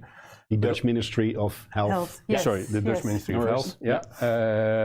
But let's say we also said, well, let's say all the fundamental stuff that we have developed from the technical side, but also, let's say, the legal and ethical side that Katja was just referring to, it would be a pity if we would let that go if we don't get Unlock adopted. So we started what we've called now the Dutch Trust Network, where we say, okay, this fundamental layer of a blockchain and a mechanism of and the governance aspect, etc. We are developing that also to be used with other use cases. So if it's not for the Unlock application, we are looking already at different other use cases that can run on that same fundament. And also to ensure that you have identified nodes in the system. Interestingly, Dutch Trust Network. Yeah, that's interesting. And you're talking already about other use cases. What can we think of? Yeah, well, we are discussing with the Dutch police about the use case. There it's about arms permits. But there are several others. We are looking into the career wallet use case that we are running with the Dutch Blockchain Coalition already for a longer time. So actually several of the SSI use cases that are going on within the DBC context, but also use cases that are brought to us from the external companies involved. Interesting. Well, what kind of companies are, besides CMS and the Dutch Blockchain Coalition, also involved? Ledger Leopard. Yeah, Ledger Leopard is from the technological point one of the important ones, but also IBM. And there you see already the interesting thing, because a very big giant like IBM and a very local boutique technological company like Ledger Leopard, and they're really working together and also adding value. TNO is involved, the Dutch Organization for Applied Research. But also if you look at Katja's area, it's CMS from, let's say, the private law side, but also the University of Leiden, the legal faculty from, let's say, the public or the knowledge side. So you really see, and then one other that I can't forget, that's something that many people in the audience will not know. That's the Rinus Foundation, as it's called. And the Rinus Foundation in the Netherlands is a foundation that, let's say, facilitates data exchange between the big data users or workers within the Dutch government, so like the social employment department, etc. So where the big piles of data are, and they are facilitating that, and they are looking now also and that's the nice thing also of what we have been doing. They're also looking into blockchain, SSI now in order to, let's say, change the world of these kinds of data exchanges, which are now pumped from one big database to the other. And obviously with blockchain, you could do that in a completely different way. Wonderful. Yeah, and we have, I'm really excited to learn from your partners because we have IBM, Ledger, Leopard, TNO, everybody will join us also tomorrow, giving keynotes as well on different subjects. But to close, really curious to learn, the app, is it already in the App Store? Can we already use it? Yeah, it is in the App Store and you can use it. However, that's what something that Katja already briefly mentioned. In the Netherlands, the Ministry of Health has said for the moment, well, we will develop a solution of our own. And in the legislation that has been passed through Parliament, there's also a monopoly for that solution. Like I said, that doesn't mean that we stop with our developments, because A, we think that in other areas we can deploy it, and B, we still have this aspect of, let's say, international interoperability. We've built on international standards, like for instance in Germany, where also IBM is involved, which is also a blockchain-based solution. So we think that there's still a role to play in the future. And this is not this pandemic is not solved in 2 months. No, and it's only the beginning, because what I think one of the benefits is when we came together in March 2020, where we I think worked day and night on this, which was also a super fun time, and searching for opportunities and developing. Is that I mean now we have, of course, the one app by the Ministry of Health, but it's just a mindset, and the mindset is changing, and having already something in place that works and that is so to be trusted. I think that is at least an upside of the situation we were in. Well, I think this is just a great example of a collaboration in the Netherlands between governments, corporates, enthusiasts, but also when it comes to SSI, really a practical use for consumers. So many thanks for joining us in the studio, discussing the Unlock app. We will also be sharing more information about the Unlock app in our platform, some URLs where you can find more information. But again, Katja van Kranenburg, Peter Verkoelen, thank you so much for coming. Thank you. Thank you. Right, cheers, Now I am so incredibly excited about our next speaker because, well, if you are reading CoinDesk, then you probably have already read an article from our next speaker, Paul Brody. Before he went working for EY, he was driving the IoT architecture at IBM. Now he is head of blockchain globally at EY. And as mentioned, he's one of the thought leaders in the global blockchain scene. So we're incredibly excited to have Paul with us today in the studio in Amsterdam. Paul Brody, EY. Please Thank you so much. It's really fantastic to be here. It is so good to be doing something that's actually live in 3 dimensions with other people that is not in my garage at home. So this is already, I feel like, a huge improvement. As you said, I'm Paul Brody. I'm the global blockchain leader at EY. I am really passionate about blockchain, and in particular, we are incredibly focused on building out business ecosystems around the world of blockchain technology at EY. So it's not just consulting, it's not just financial services or financial statement audit. We are actually investing heavily in blockchain technology. And as was mentioned, I've got a column in CoinDesk that I write roughly every week. I talk about kind of some of our thinking. If you know EY and you know our thoughts, you know that we're very focused on public blockchains. We are very big believers in this idea of public, permissionless, open infrastructure to really kind of drive this global integration. A lot like the internet. People keep forgetting that the internet is itself a public, permissionless network that anybody can participate in. And that's what we see coming up in the future.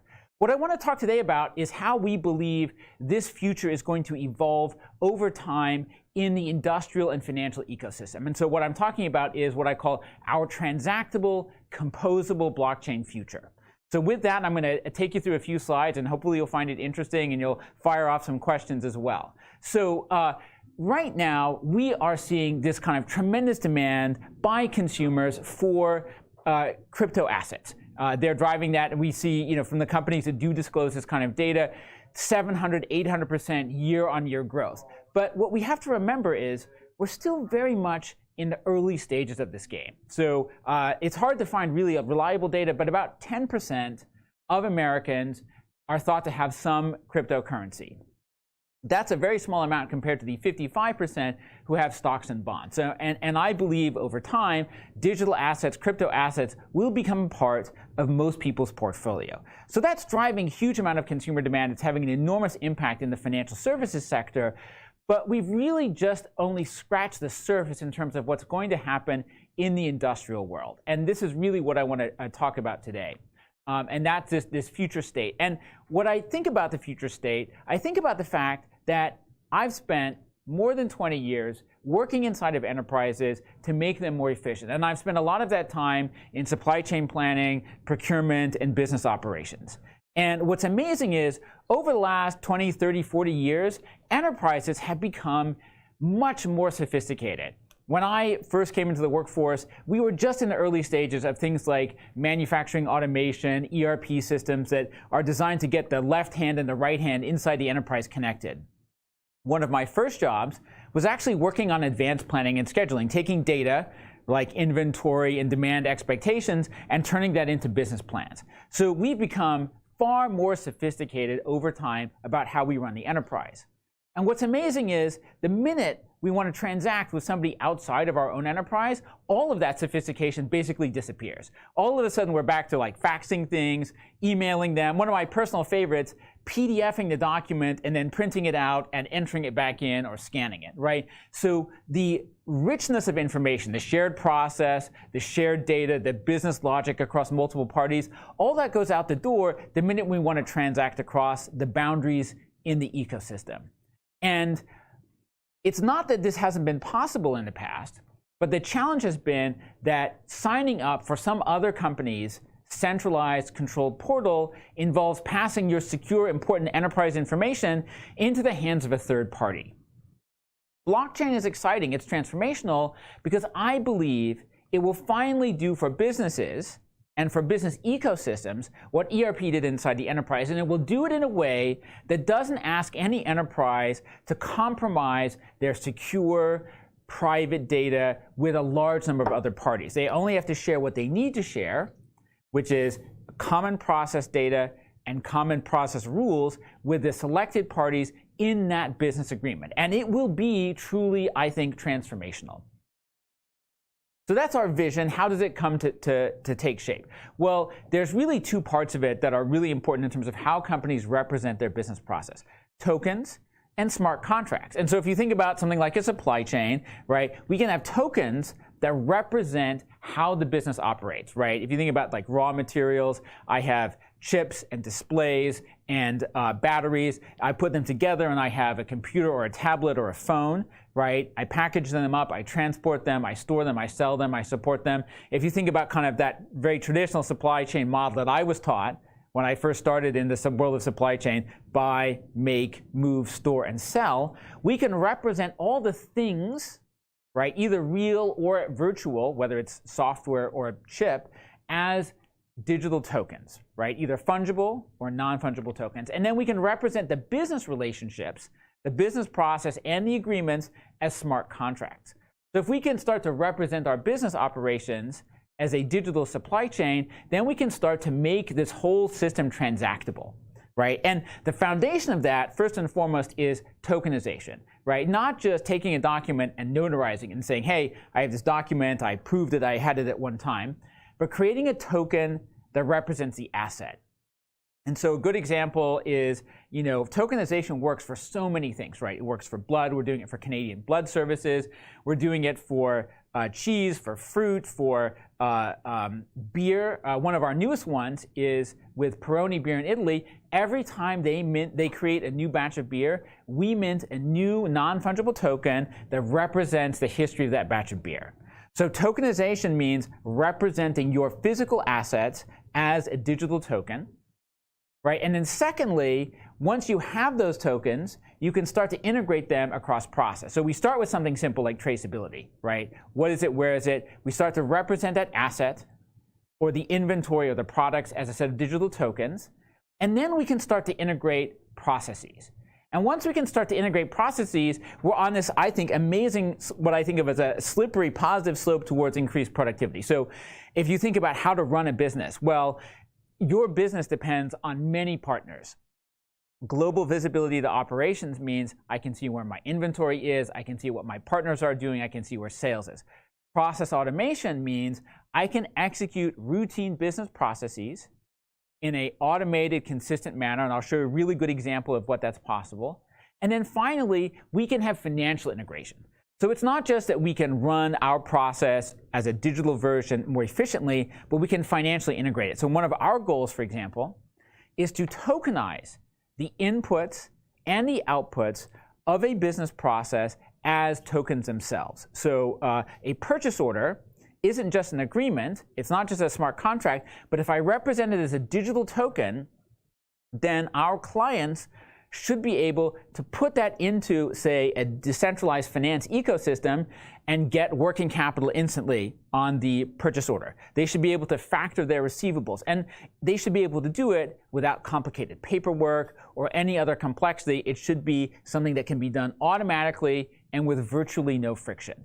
And so we'll have huge positive impacts on inventory, on planning accuracy, on overhead and administrative costs, and working capital as we mature our ability to represent and run business process in a blockchain environment.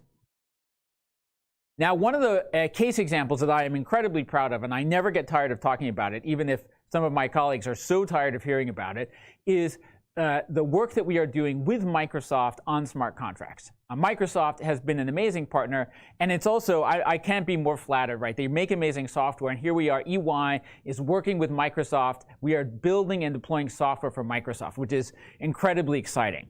But one of the coolest things that we're doing is we are working with Microsoft to automate a really complex business process, which is the procurement of video games for the Xbox network. Right? Microsoft has something like 3,000 business partners. They have a huge number of different contracts in that system. And for each one of those paper contracts, we are turning it into a blockchain-based digital smart contract. And we're about, I think, 500 or 600 contracts into this 3,000. And the results are really amazing. We have cut the cycle time each month to calculate royalties from 45 days after the close of the month to about 4 minutes after the transaction. Literally, you buy a video game on the Xbox network, or more accurately, your son or daughter does, and 4 to 5 minutes later, that can be recognized as revenue. So 99% cycle time reduction. I believe in the world of consulting, that's considered pretty good. Not only that, but the whole process, including all the setup, all the engineering, all the development, of which we did a huge amount of first-of-a-kind work, is going to end up costing about half of what it used to be to administer this system. And then finally, the level of transparency that we're getting as a result of this is much, much higher. So now business partners can see each transaction. They can see how the logic is applied. They can see exactly how this process is moving at the time that it's happening, not 45, 60, 90 days later, and say, whoa, that doesn't seem right to me. So faster, cheaper, better, that seems like a pretty good deal. So we've seen good examples of enterprises tokenizing assets. We've seen good examples of enterprises running process, right? And over on the public blockchains, we've seen a huge amount of decentralized finance, right? And that's really been the first phase of kind of this tokenized, transactable, composable future is DeFi, right? This ability to take the blocks of financial services and rearrange them. Deposit contracts, lending contracts, yield farming. I believe ultimately it's not just DeFi, it's de-everything, right? Decentralized finance for business operations, decentralized systems for enterprise systems. So you won't just have a centralized procurement application, you will have access to a decentralized network-based procurement system. So we at EY, for example, have built a product called OpsChain Network Procurement. And the idea behind this product is that on a public blockchain with privacy, a group of companies can come together and engage in a shared joint purchasing activity that's decentralized, but still keeps track of total spending and gives everybody their agreed upon discount. If we can do that for procurement, ultimately, I believe we'll be able to do it for replenishment planning, for sales contracts, for manufacturing operations. And we won't just have the systems that will do it, we will also have these real-world protocols. So in the earlier session, you may have heard about one of these, I think it's a food delivery protocol that's being proposed, right? A platform for that. I think ultimately, whether you're sourcing raw materials, 3D printing capacity, air freight capacity, warehousing capacity, kind of endpoint retail participation, all of those operational systems can also be decentralized, right? And so, and what will happen when that happens is it's not just that we'll have access to a few decentralized applications in our business ecosystem. It's that we will be able to reassemble the blocks of our business in an entirely new manner. And that will also change. It will be another level of change from what the web did. So the web made it possible for even the smallest business to look like a global entity, to sell around the world, to market their value proposition directly to consumers. Blockchain and the composability of blockchain is going to make it possible for any entity to just decide on the pieces of the business that they want to do, and then to partner with others and to snap those pieces together digitally in a fully decentralized, privacy-respecting ecosystem. So when I talk about a decentralized, transactable, composable future, that is what I am talking about. Now, what does that look like? First of all, it means everything's going to be integrated. So today, if you think about how companies integrate systems, it is complex, it's expensive, it's fragile, right? When you implement a new ERP system at a large enterprise, you spend most of your time not so much configuring the system, but connecting it to all the other systems, right? With blockchain-based systems, with smart contracts and standardized tokens, it'll be possible to snap together these in a much quicker way. And because they are sort of easily integrated, they will be easily composable. You'll be able to rearrange them. And then most importantly, they will be transactable. All the inputs and outputs will be transactable, right? So you will be able to decide what you want to buy, what you want to sell, and for any asset you have, inventory, purchase orders, receivables, you will be able to put that into a financial services ecosystem and get working capital, arrange payments. It will all be fully integrated. Today, the truth is that operations and finance kind of exist in separate worlds, right? If you think about how companies operate, they make agreements to buy things, they receive them, and then separately they make agreements to pay for them. In a blockchain world, inside the same system, all of that data is shared. It's all synchronized, and it's all already reconciled. So we're basically making every step in the process potentially, not required, but potentially transactable. So that's what I'm talking about, and I'm really excited about this future. It is a ways out there, but the foundations for that vision are being laid today. Financial services is going to be a part of this. As I talked about transactional components, I believe we're going to see a bunch of digital blockchain-based ecosystems start to emerge. We'll see physical supply chains emerge that have their sets of typical protocols and standards and token standards. We'll see a sharing economy emerge, whether it's food delivery or asset sharing or home sharing. And we'll see industry clusters. It could be steel making, it could be car making. They will have their own clusters. And by the way, I believe almost all of these clusters will be evolved around and connected to the public Ethereum blockchain, right? Private blockchains, we see this over and over again. Consortia blockchains, designed by committee, doesn't scale, right? It doesn't standardize, it doesn't integrate well. And embedded into all of this will be financial services. This will be the transactability, the payments, the lending, the working capital associated with every single activity. Now, over on the financial services side, there's a couple of really big things happening. One of them, the one that we know is happening right now and is frankly rapidly commoditizing is enabling access and payments to this token-centric ecosystem in the world of blockchain. So if you can't already get it from your bank today, there's a good chance that by the end of this year, you'll be able to buy some digital assets. Maybe it'll be Bitcoin, probably Ether, perhaps a selection of ERC20s. My own prediction, based on the speed that we're seeing things move in the US market, for example, is that by the end of this year, you won't just be able to buy a few digital tokens and assets, but at least through some of these players, like the more, I'll say, agile, fintech-enabled players, you will see access to a curated selection of decentralized finance services as well. So that's one traffic. That's traffic from the token-centric world to the transaction-centric world. But the other piece of traffic is from the transaction-centric world, from the existing industrial world, into the token world. We have trillions of dollars of assets, purchase orders, inventory, stocks, bonds, that in a sense are locked in their existing ecosystem. But if I want to create a new token that represents that asset, I can put it to work in this digital financial ecosystem. I can put it to work in a liquidity application. I can put it in a deposit ticket, right, in a deposit contract or a lending contract, right? I can get liquidity for my assets immediately.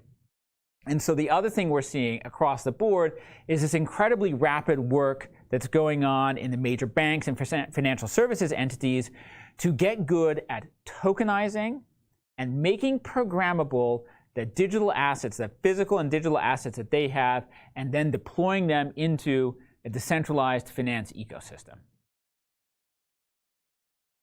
With the big success of DeFi, right, that seems very obvious. But I think there's still a lot of work to be done, and I want to talk about the three things that I think are incredibly important for us to be able to get better at over the next couple of years. First and foremost, privacy. If you have worked in enterprise software, you know with absolute certainty that no company is going to participate in DeFi. They're not going to sign up for any public blockchain if their business privacy is compromised. If you think about enterprises, what you buy, who you buy it from, how much you're paying, what kind of the terms that you have, those are among the most sensitive pieces of information in an enterprise.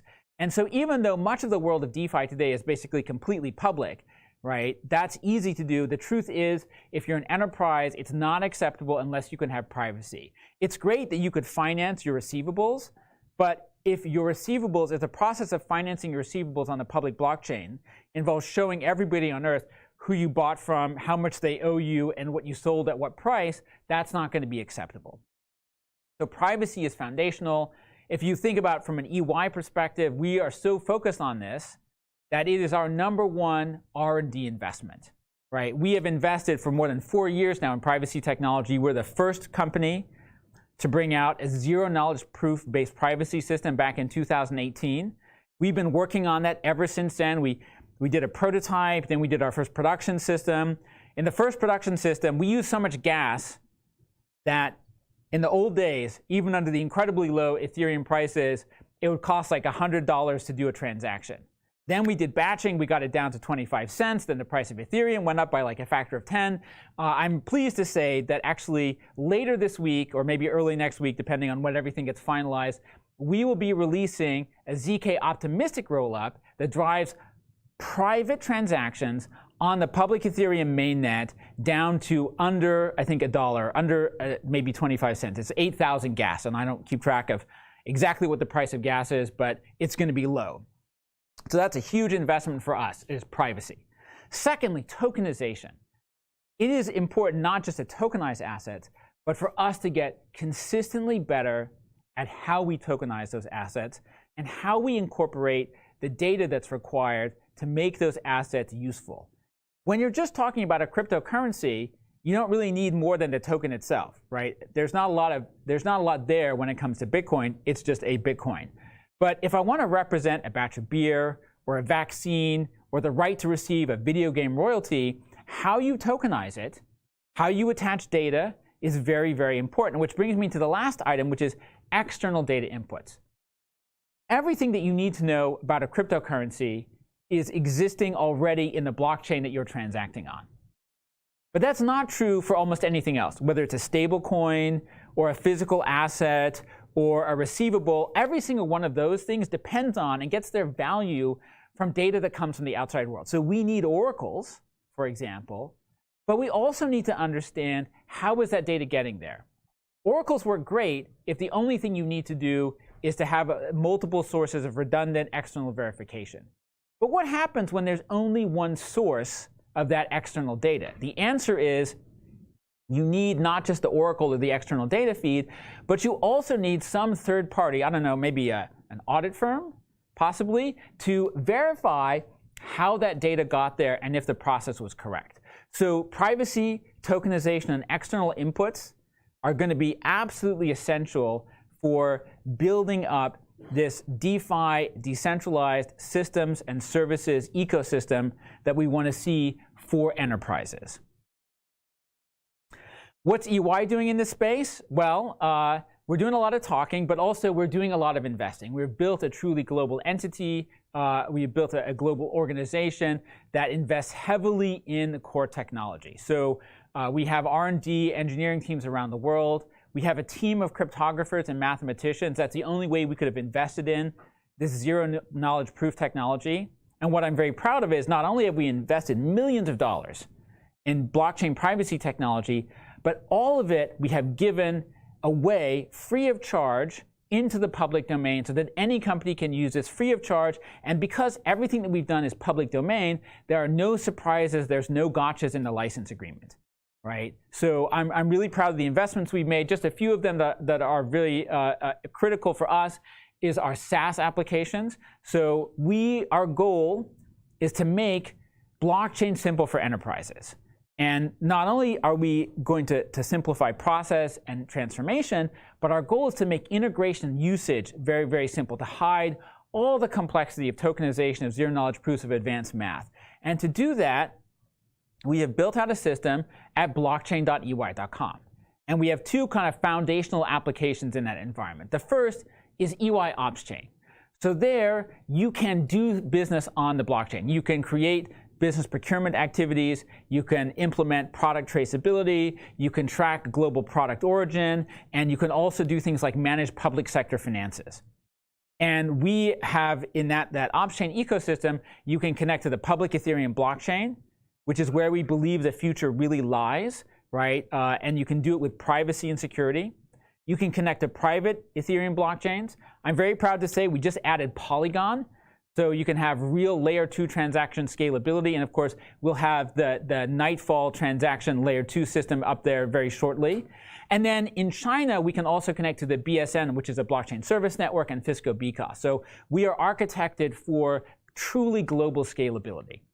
Secondly, we have EY Blockchain Analyzer. The foundation of this is used by our financial statement audit teams. Right? So we invest probably more than anybody else in building the core technology for financial statement audit. And we want to make that scale, and we want to make that work well. And we can do that with Bitcoin, Litecoin, Bitcoin Cash, Ethereum, Ethereum Classic, private Ethereum. So we can do a ton of these different services. We're going to be adding more all the time. And we've got a Bitcoin Explorer, which sometime soon will also be a Bitcoin and Ethereum Explorer. We have a tax calculator, smart contract testing system, which I'm especially proud of, and I think it's going to be incredibly important. If we look forward to a future where almost every company in the world is doing business on the blockchain, not all those people are going to be security experts. Our smart contract testing and review system allows you to actually test out contracts, to test them for security flaws, but also for standards compliance. Somebody says it's an ERC-20. Is it really? Do you know that for sure? If they say you can only mint 100 tokens, how do you know that? So we're investing in the core technology there and making it very simple. And by the way, if you want to look at what we've done or try out some of our stuff, a lot of it is available for free to individual users to test at blockchain.ey.com. I've mentioned some of our investments. Nightfall is a public domain security product. Starlight, public domain system for building business logic. It's in, I would say it's really a prototype. Smart contract testing. And then the other thing we've joined up with Microsoft and Consensus on is the creation of the baseline protocol, which is a collection of tools that are designed to support secure enterprise transactions on the public blockchain, public Ethereum blockchain. let me wrap up by just making one final plug, which is EY is incredibly committed. I would say, and I have never added up the numbers, but over the last 5 years as we have built up this business, we probably spent at least $100 million in technology and investment. And I'm really proud to say last month we recommitted another $100 million in engineering, in research, product and team scale up over the next 3 years. So our pace of investment is scaling up considerably over time. And with that, I will say thank you so much. I don't know if we have time for questions, but if not, please visit us at blockchain.ey.com. Wow, Paul, thank you so much. I thought I was already fully updated on what's going on in the blockchain scene, but you again blew me away with all these great insights and future visions. Thank you so much. And yes, the chat function is actually exploding with questions to you. So let me just start with, there was a really interesting remark that you made on the slide on the everything. In the years that you're now working in the blockchain industry, have you also found funny cases where it was just not a great idea to actually decentralize an item or a part of industry? So I think the thing that we've learned over time is that decentralizing a piece of a product or a technology depends on a couple of things, right? If there aren't many providers or many participants, what's the point of decentralizing it, right? And then secondly, you need to have a committed community. So you can't just automatically say, hey, I want to decentralize something. You need a community to build a protocol, to build an ecosystem. So occasionally we do find them. And I think in particular, sometimes people bite off. I'd say it's not so much that there aren't ones that can't be done, but people bite off more than they can chew early on. We saw a lot of that, a couple years ago where people thought anything could be done and they thought the technology was mature enough to do it, and it just wasn't. Yeah. You're talking about a community, and that was also, I thought, very interesting to see that from beer to blood, literally put it on a blockchain. I can see that for organizations, enterprises, it's quite interesting actually to put these items on the blockchain. But I'm hearing quite often the question like, why is it interesting for consumers? Because you see, for consumers, we had in the Netherlands, we already have several use cases with orange juice, with fish, but consumers don't seem to care. Do you disagree? Is there research on this where consumers actually indicate they really appreciate this blockchain solution? There is, but it's clearly highly variable. It depends on the country. And a really good example is Australia. Right, we had some clients, they didn't find as huge a level of interest in product traceability. But to some degree, that's understandable. If you live in a country which has very high public health and safety standards, you go to the supermarket, you don't worry too much about where it came from. On the other hand, there are countries where people really worry about the origin and the quality, either because they live in an environment where the quality has been extremely variable, or they live in an environment where they care a lot about the local origin. And so Italy is a good example where they're just passionate about food and the quality of food and the local nature. And we've seen actual sales increases when we do traceability. And the same thing in certain other parts of the world where there's a level of false product. We see big increases when you add traceability. So it does seem to be very dependent on the local market, and it depends also on culture and regulation and trust in that ecosystem. Yeah, now I can truly say yes to that, because we see this in the Netherlands as well. We have an incredible financial infrastructure, we have an incredible health system, food infrastructure, and so forth. But there was one question from the audience about, do you have any tips for the Dutch ecosystem to start building or join ecosystems in the public blockchain sector? So I think the lesson that we have over and over again is that it doesn't almost matter how big you are, whether you're a big country or a big company or a small company, no one has the power to jumpstart, control, and drive this ecosystem all by themselves. And we see that ourselves. We're one of the big four accounting firms. We're working with some of the biggest companies on earth, and they are struggling to get sometimes their partners onto an item. I have a client that is one of the biggest companies in their industry, and I always joke that when they call you up and say, would you please join my private blockchain, they're not asking. And even so, the partners are not excited about this. So the lesson that we have over and over again is make open standards, participate in open standards, join with others, right? Share your output into the public domain. So those are key things. And then secondly, don't wait. So one of the things that's been interesting is we keep having this debate. Should I get 4 or 5 other companies with me to do something, or should I do it? And my answer would be do it. Do what you want to do what you think is right for your individual enterprise or use case, and then publish the output and show the use case that's working, and other people will adopt it. I think in the old days, you went to a standards committee and they discussed something for several years and then they adopted it. But standards development has changed. Now it's use it, show it, share it, and others will adopt it. Speaking of clients, how is the early response from EY clients to these innovations? Is it actually getting traction right now? Our business is, it's crazy. I think our 3-year compound annual growth rate is 97%. So that's, I think, pretty good. We benchmark ourselves against other software startups. We think we are performing pretty well. We are basically sold out worldwide and frantically recruiting people. So if you have zero knowledge proof math skills, please send us your resume. I'm at P. Brody on Twitter. little commercial here. Yeah, there are so many questions I still would love to ask you, but due to the time, one last question. Besides all the positive remarks on your shirt, yeah, it was impossible to find a nice rainbow-colored blockchain here to actually put it on the back end, but I think you did a great job with your choice of clothing. I always appreciate the fact that you are so honest in your blogs on CoinDesk. And I read one of the blogs, it was actually concluded with a statement, if DeFi is successful.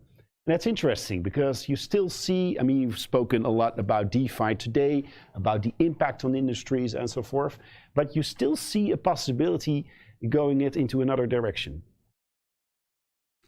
I'm generally extremely positive about DeFi and blockchain. There's risk. There's absolute risk. There's regulatory risk. There's risk that regulators in some countries especially will make decisions that make it too hard to implement. In general, I'm actually pretty pro-regulation. I think, and there's an article I'm preparing right now which basically says, not all the things that people complain about on the regulatory side are bad, right? All these regulations that we have around securities make them comparable. They make them easier to understand. They require things like fair disclosure. They require people to disclose insider data. A really good example is, I think over the weekend, there were a couple of what are called like soft rug pulls, where DeFi companies, investors appear to abandon the participants and dump their tokens. That's not a good thing, and a lot of the security regulation that exists out there would be constructive in terms of moving that, getting rid of that. So we should welcome some regulation, right? But there is the risk of failure, right? Especially if some countries or governments decide that they just cannot tolerate it. And one of my messages to a lot of regulators is, you really don't have a lot to fear. That DeFi can be a very powerful tool, that there are plenty of mechanisms for managing and regulating this ecosystem, and that there's no need to go to the extreme of banning it. We can drive good governance, and we can leverage a lot of the existing regulatory infrastructure in a very favorable way. But there's no guarantee. There's no guarantee that DeFi will be 100% successful. I really hope it will be, but it's not all in my control. No, but fortunately we have politicians, we have regulators actually in the audience. We have them speaking also tomorrow during our sessions. So I think DeFi will certainly be discussed there. Paul Brody, all the way from the US, thank you so much for your inspiration. I'm really happy that we're actually recording all of these sessions so I can watch everything back and again enjoy all the inspiration that you gave us today. Paul, thank you so much again for joining us. Wishing you all the best, and yeah, I highly recommend everybody to read your blogs and follow you on Twitter. Thank Fantastic. you so much. It's so good to be here. It's one of my favorite countries. It's a delight to have a reason to get out of the garage. So thank you. Thank you so much.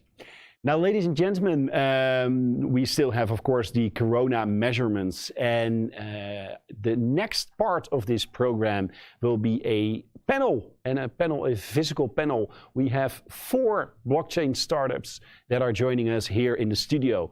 And because of this, we will have a 3-minute break, so only 3 minutes, so we can set up this panel here in the studio. So we will be back in 3 minutes. See you in 3 minutes.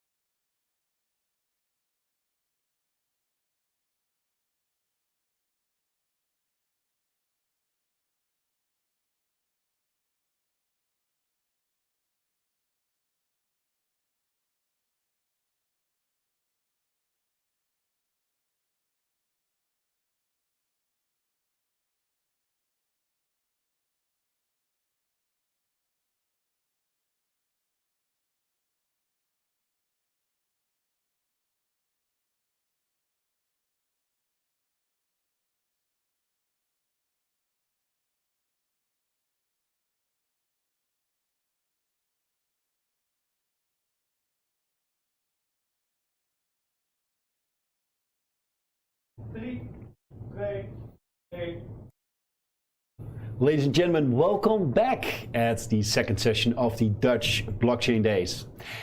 Now, in the first session, you saw some fresh, new, exciting Dutch blockchain startups. But we also, of course, have all kinds of veteran blockchain scale-ups here in the ecosystem. And with me today are four, well, I can say, prominent members of the blockchain ecosystem in the Netherlands. Rick Smith from the LTO network, Jelle Pol from Dusk, Kaspar Roelos from Gimli, and Maarten Boender from Spherion. While Skype is also joining us today, guys, can we maybe start with a short introduction? Where are you coming from, what you're actually doing with the company? Can I start with you? Yes, you can. Maybe good. My name is Kaspar, founder of Gimli. I wouldn't necessarily consider Gimli a scale-up. We launched actually 2 years ago. But we are a product research and development company focusing on identity for individual humans, but also for organizations, and especially for things, identity for things. Okay, cool. Rick. Yeah. LTO Network. Rick Smith, CEO of LTO Network. We started this journey already back in 2016. Our mainnet went live on the 1st of January 2019. We've been growing 30% month on month. And we have considerable clients like the United Nations, various like Dutch big players and multinationals. And we partner up with everybody in the ecosystem, amongst others, everybody who's here. Yeah. I think that's the most important thing. It was already been said by the previous speaker, making sure that you collaborate with everybody because the space is just super big and super innovative and new. And I think that is the great thing about being in the blockchain sphere. Wonderful, and we'll discuss that more of that later. But first, on the right side, yeah, I mean, you're already the third speaker who copied my blue jacket, white shirt, Maarten. Yeah. Great to talk about diversity, yeah? Yeah. Anyways, yeah, Maarten Boender, one of the co-founders of Spherion. Spherion, like our byline says, is a company that is creating trust in a digital world. And we do that by building technology components and products around secure data exchange, verifiable data, and we built the products mostly in cooperation with companies like represented here, but also internationally with governments and with corporates. Wonderful. And of course, Jelle Pol, Dusk Network, also a prominent member of the Dutch blockchain ecosystem. Welcome. Very, very kind of you. So Jelle Pol, co-founder, director at the Dusk Network. We're building Dusk as a layer 1 blockchain protocol, very privacy-oriented blockchain to basically improve the financial markets. Wonderful. Now, before we dig a little bit deeper in the collaborations that you guys had with each other, you mentioned the United Nations. You worked in Afghanistan, is that correct? Yeah. How did it work out? Well, it's still working. It's still working out. No, it's a long process. We were asked to do a request for proposal back in 2019, somewhere in summertime. We went to New York. We won the pitch. And then we started building together with a local team in Afghanistan itself, of the UN itself, and started to roll out the solution for land registration and transfer of titles of land. And this solution is going to change a lot for the industry. Like what? Like in countries where you can have a regime being overthrown by warlords, and physical records are destroyed and not checkable by a central party anymore, decentralization is really the solution. Yeah. Because if a next warlord comes into Afghanistan, overthrowing the next regime, they are actually able to replay their certificates of ownership and who had what, and if the claim to a piece of land is actually correct or false. And this boilerplate is not only set up for Afghanistan, it's set up for every jurisdiction that is in need for a more secure system and a more fair system. Interesting. Now, let's skip the warlords for now and go back to our beautiful country of the Netherlands, because I read that you actually were working together closely with Spherion as well. Is that correct? With Maarten? Yeah. What do you guys do? We work on different projects together. Okay. Actually, other countries are interested in the land registration system as well, and we're working on that. And there's not only countries with problems, but also that they see value in this solution in more ways, like also with the verifiable credentials, to be able to share your ownership data with financial institutions, but also without financial institutions, use it to raise finance indirectly without the bank. So there's different use cases for that. But also, for instance, in the Netherlands, we do a joint project on My Company Wallet, which is like a wallet with verifiable credentials for companies, which is something that is, you see a lot of wallets, but they're focused mostly on individuals. And this is one of the first solutions that is incorporating a wallet for a corporation. A corporation can keep their credentials. Interesting. So before we continue, for all the people that are currently watching this session, we're of course open for all your questions as well. So should you have any questions for our distinguished panelists, then please leave them in the chat functionality and it will end up here in the studio. Now, not becoming very personal, but if there's one lesson that you learned during your collaboration that other blockchain startups can take with them, what would be the lesson?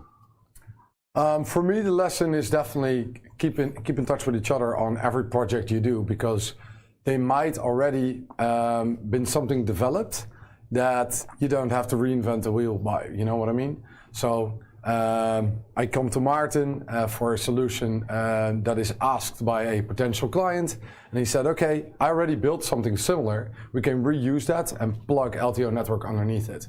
So that helps out in terms of speed and in cost of the client, and that actually helps everybody. Yeah. So the client happy, we happy, and Martin also happy. So it's a triple win. Yeah. And that's where you always need to look for. Like, you can better collaborate because everybody will win eventually. Yeah, wonderful. Yeah. When I speak about like successful collaborations, I directly had to think of Dusk as well, because Jelle, every time when I look around in the Dutch ecosystem, I see Dusk popping up quite often also with all kinds of successful collaborations. Is that true? Well, yeah, I like to think so. Yeah. Now we have spent a bit more time in the Dutch market. Like, we really started out with a more kind of European focus, but when we saw the space in the Netherlands also leaving the shadows a little bit, right?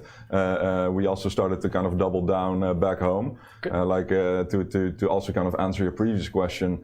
You know, the number one tip, well, these days it's easy to collaborate out in the open, but definitely, you know, Rick started 2016, we started around 2017, those first few years, being a blockchain company in the Netherlands was still quite, you know, tricky, maybe frowned upon by some players, you know, it was a bumpy early road, right?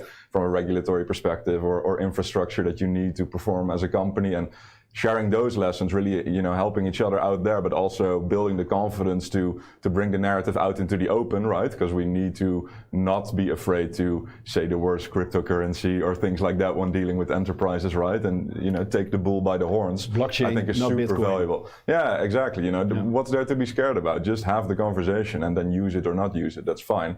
And then collaboration goes the same, right? So with LTO, there was a very natural mix, because Rick is obviously an expert, also because of his previous companies, and everything to do with incorporating new businesses, for example, and how to do that digitally. And then Dusk, as a financial markets infrastructure, obviously very interested in, okay, so if we can do that in a digitally native way, so immediately incorporate a company via smart contract, so native tokenization of your BV, your limited company that you are creating, then that is obviously a very, very clear value pocket to collaborate on. So whenever it makes sense, very happy to do it. Yeah. Nice. So with Blockchain Netherlands, we're working a lot, and the Dutch Blockchain Coalition, we're working a lot, of course, with TechLeap, which is the organization, of course, also for Dutch startups and scale-ups. We're discussing quite often the hurdles that are still being faced by blockchain startups. You were discussing the regulatory obstacles, the hurdles that you faced with like a couple of years ago. Yeah. Are they still there? Are you still faced with these kind of hurdles? For new businesses, banking can still be an issue. Obviously, we've been in the space a bit, and we've got backups for backups for backups now after a few years. So you kind of overcome some of these hurdles. I think the main challenge the Netherlands is facing right now you know, we're building a blockchain, we're a protocol company, so we're not a service provider per se, right? But when we look at the more picks and shovels companies in the space, service providers, custodians, you name it, they all fall under the registration regime now, and there's more regulation coming, right? And the Dutch implementations are sometimes quite heavy, and they come with a cost. So it's a tricky thing to impose a cost of maybe 100 or 200K on a startup that's starting with 2 guys in an attic that are already incurring that cost in their first year because they are now under quite heavy regulations. So we need to be very wary of what we want to impose on this embryonic innovation, because otherwise it's going to not happen in the Netherlands. And are they heavy because of their financial size or the impact for the organization? Well, no, because the way that we do it here is that the cost of oversight is distributed pro rata to the companies being regulated. So if there's only 10 or 20 startups in a space, and the DNB or the AFM or you name it, some kind of institution incur 2 million of annual cost to run that oversight, well, that means everybody is getting a 200K invoice, right, every year. And that's a tricky thing. And that's a lot of money. That's a lot of money, Yeah, now, there's also good news, I think. Is that good news? Please, we need that. Yeah. No, but for instance, we work with Casper from Gimli in the European area. Yeah. And he can tell some more about those projects, but the AIDA's regulation is going to change. Yeah. We've been actively involved with that together with the Dutch Blockchain Coalition. On the European scale, right? On the European scale, and talking with the European Commission about what the technology impact for verifiable credentials and decentralized identities is. And they have now a proposal which will probably come in effect in 2022. Are you positive about it? Yes, very positive about it, because it will basically provide or actually comply or compel member states to adopt these self-sovereign identity wallets and provide them to all their citizens who want them. And not only that, but also force is maybe not the right word, but demand that all the government organizations, public organizations, but also major corporates, and many corporates must accept verifiable credential technology and offer that to their customers as a possibility to share data. Okay. So, but Gimli can talk a little bit more about that. Yeah, because Casper, on your website is mentioned like Gimli is thriving on collaboration, right? Yes, well, that's absolutely true. When we started, when I started as a single person company, was sole proprietorship, I saw in the space a lot of companies doing really good things, but still also working a lot on their own isolated islands. Even though the blockchain was a lot talk about democratization of technology and innovation, you still saw this separate innovation happening. That's changing a lot now, and that's also where Gimli really, where I really focused on in the beginning to make sure that I could join an ecosystem and help build that ecosystem, because collaboration starts before a specific project. It starts by building relationships and trust with each other, and having trust in multiple different companies in the industry is extremely valuable. Yeah. No, you're talking about ecosystems. You're all, I can say, proud members of the Blockchain Netherlands ecosystem. We're always discussing the Dutch blockchain ecosystem as such, also for new entrants, for new startups that we saw, for example, in the first session.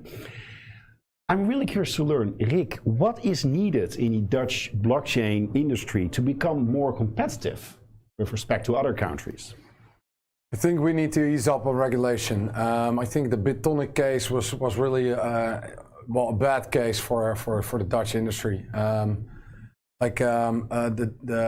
authorities, the DNB, they said, okay, you need to... Dutch National Bank. Yeah, exactly. Yeah. You need to monitor every transaction that takes place after you onboarded the client.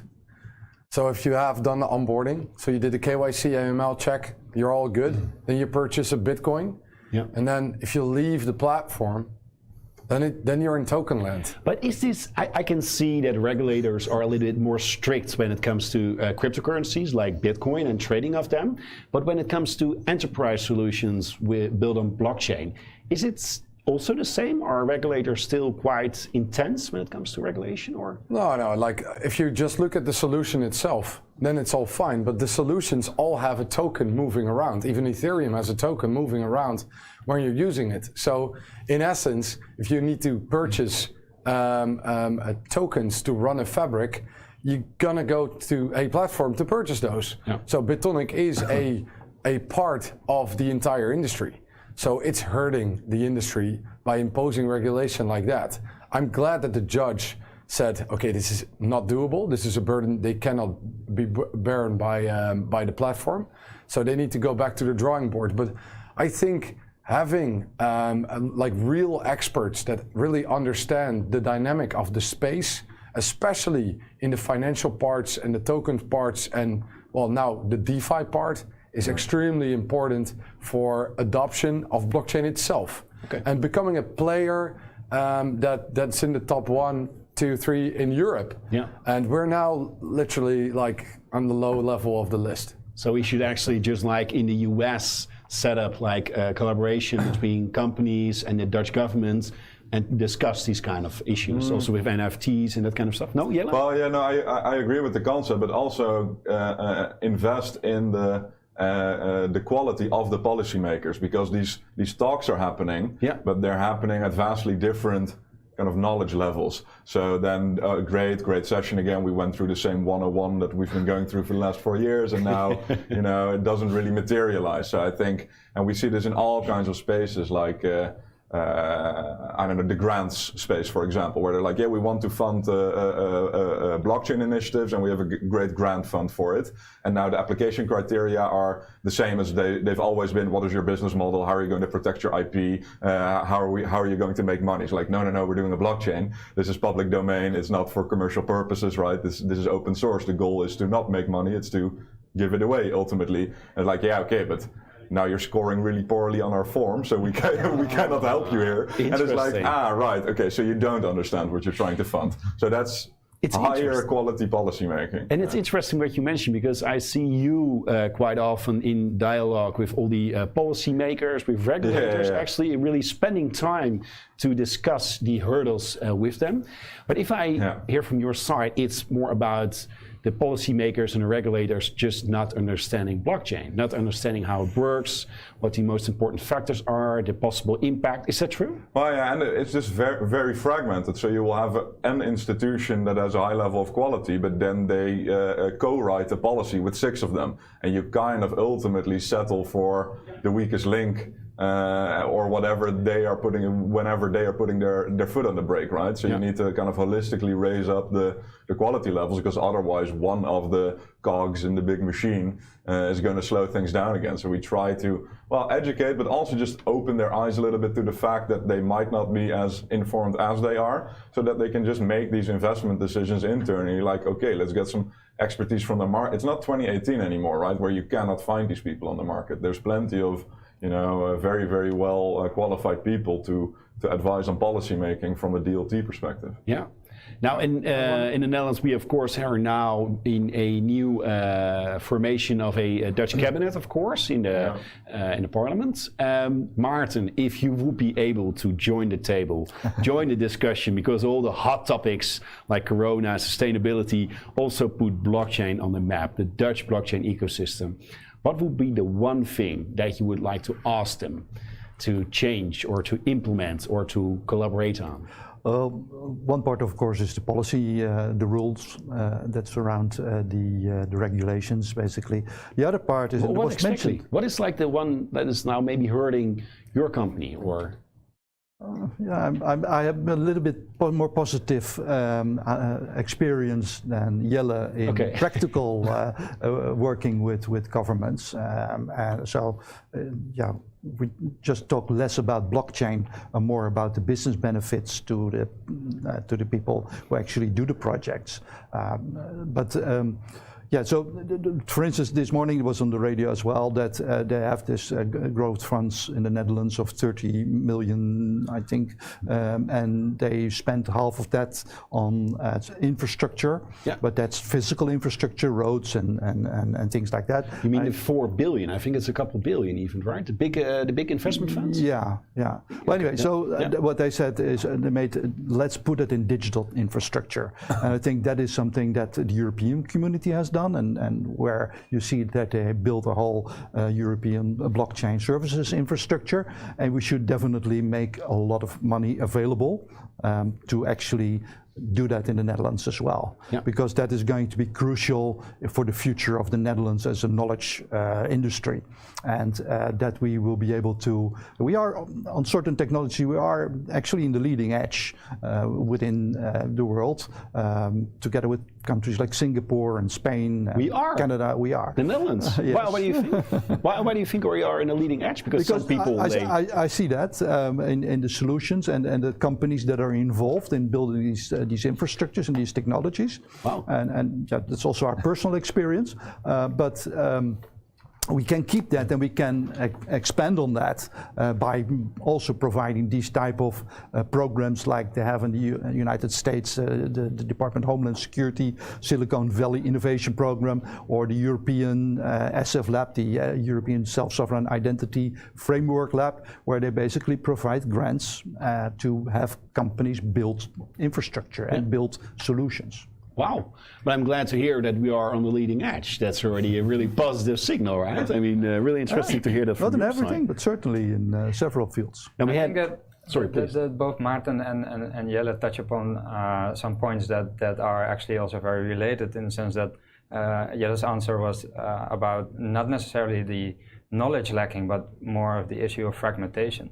And I shared Maarten's enthusiasm about the announcement for the European digital identity wallet. At the same time, unless maybe you know more now than I did yesterday, I'm still not 100% sure that they will actually be using these self-sovereign identity standards. And that is because I know that the program that you mentioned, the SF Lab, the European Self-Sovereign Identity Framework, the most important NGI funding program for SSI, they have not been involved at all in this decision. And that worries me a bit.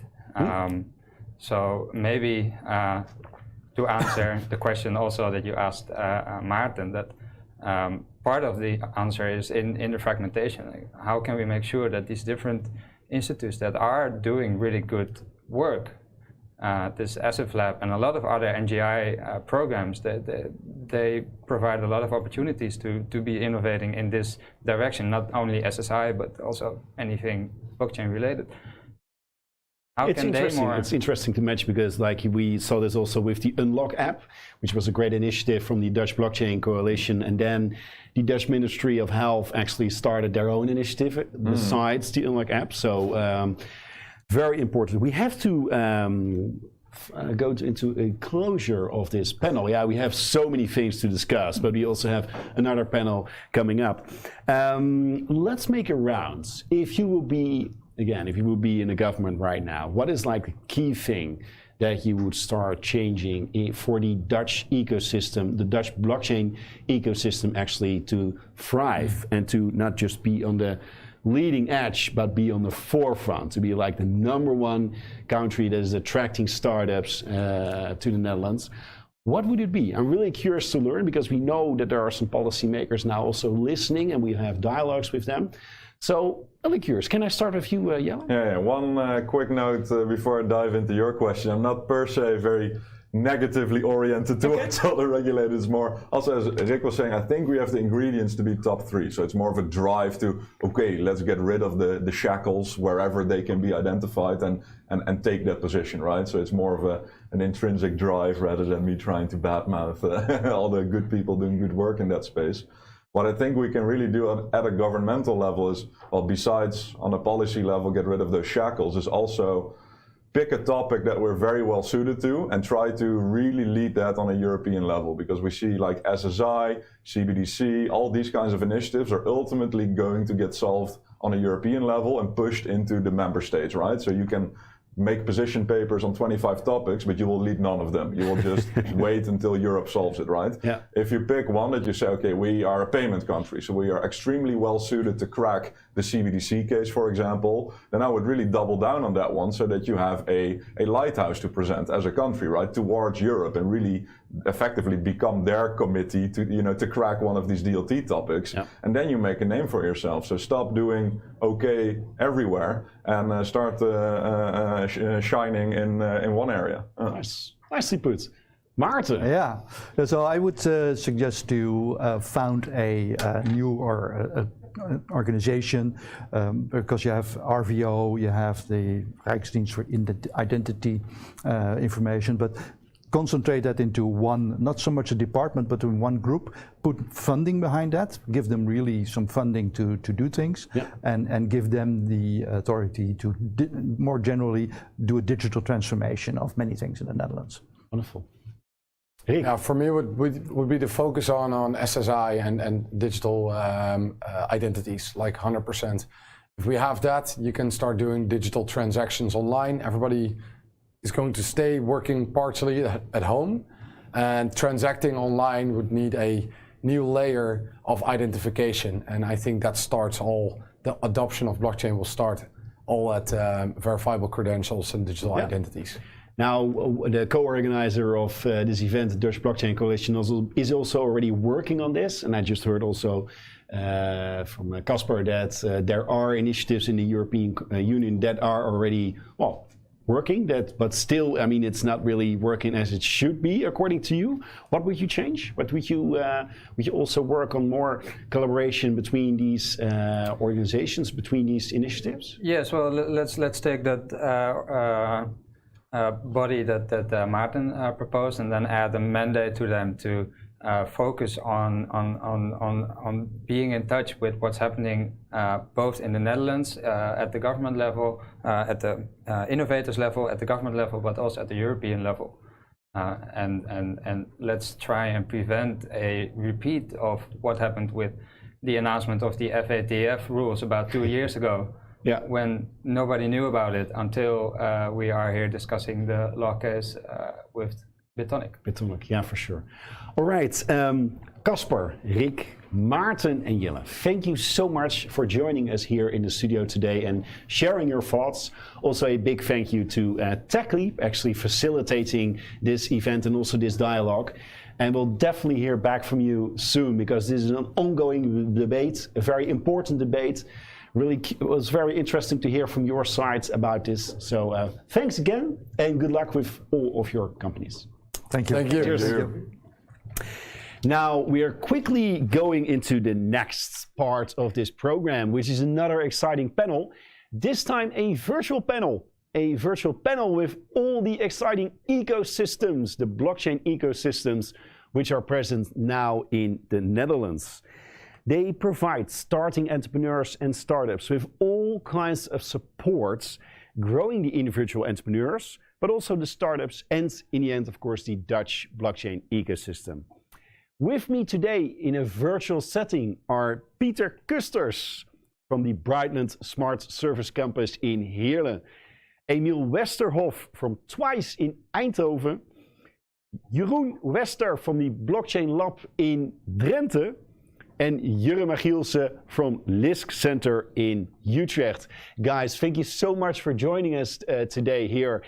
I'm really curious to learn, because we already, when we started programming this session, we heard back from several people that they even didn't know about a center in Utrecht, a community in Heerlen, all the exciting things that are happening in Eindhoven, and in Drenthe as well. I am from Drenthe originally, not living anymore. I didn't know there was a blockchain lab. Would it be possible to give a short introduction what you are actually doing? Well, let me start with Pieter. What's happening in Heerlen? Thank you, Jan. Thank you, Jan. Yeah, you live in Maastricht. Thank you for having me, Jan. Thank you for inviting me. Well, Brightland Smart Service Campus, that's me. Actually, Brightland is a collective of 4 different campuses each with their own specific focus in Limburg, and we are specifically focused on data and smart services, also on blockchain. And on our campus, you can find startups, scale-ups, but not only those, also SMEs, corporates, governmental institutions, and knowledge institutes, and actually all under one roof. And we make sure that we. Do you hear me, Jan? Jan? Are you still with us, Peter? Yes. I can hear you. I'm here. I don't know if that's a little issue with the Teams call, or I'm now looking at my friends of the technical production. There we go. Yeah. Yeah, I'm good. Please continue. Sorry, don't know what happened.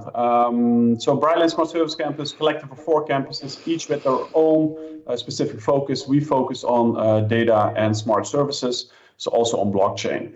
I mean, we have startups on our campus, scale-ups as well, but not only those. We combine that actually with SMEs, governmental institutions, knowledge institutions, large corporates, so all kinds of different target groups. And our purpose is to bring them together and make them connect and build innovations together. You can think about the large companies like APG, Rabobank, Dela, BNY Mellon, and so forth, and knowledge institutes like the University of Maastricht, but also Open University Zuid and TNO. Like I said, the beauty is that we connect them together, and to give you a few examples of what we have done recently, pretty interesting is, I think this morning you had already Peter Bonnema from Heerlens Heitje, or from the municipality of Heerlen. It's actually something that was also originated on our campus, where we combined the municipality of Heerlen, CBS, a startup called CodeTown, and us as a campus, and VNG, not to forget, to actually build that participation platform for civilians for the municipality of Heerlen. Quite cool that this is now released as a separate project and leading to this blockchain-based system for the municipality. Another great example, I think, is coming from the co-creation program, Tech Corruption, that we have on the campus, where large organizations, governments, but also companies and knowledge institutes work together. One of the projects that we did there was together with Zuiderland Hospital, CZ, CBS, and TNO.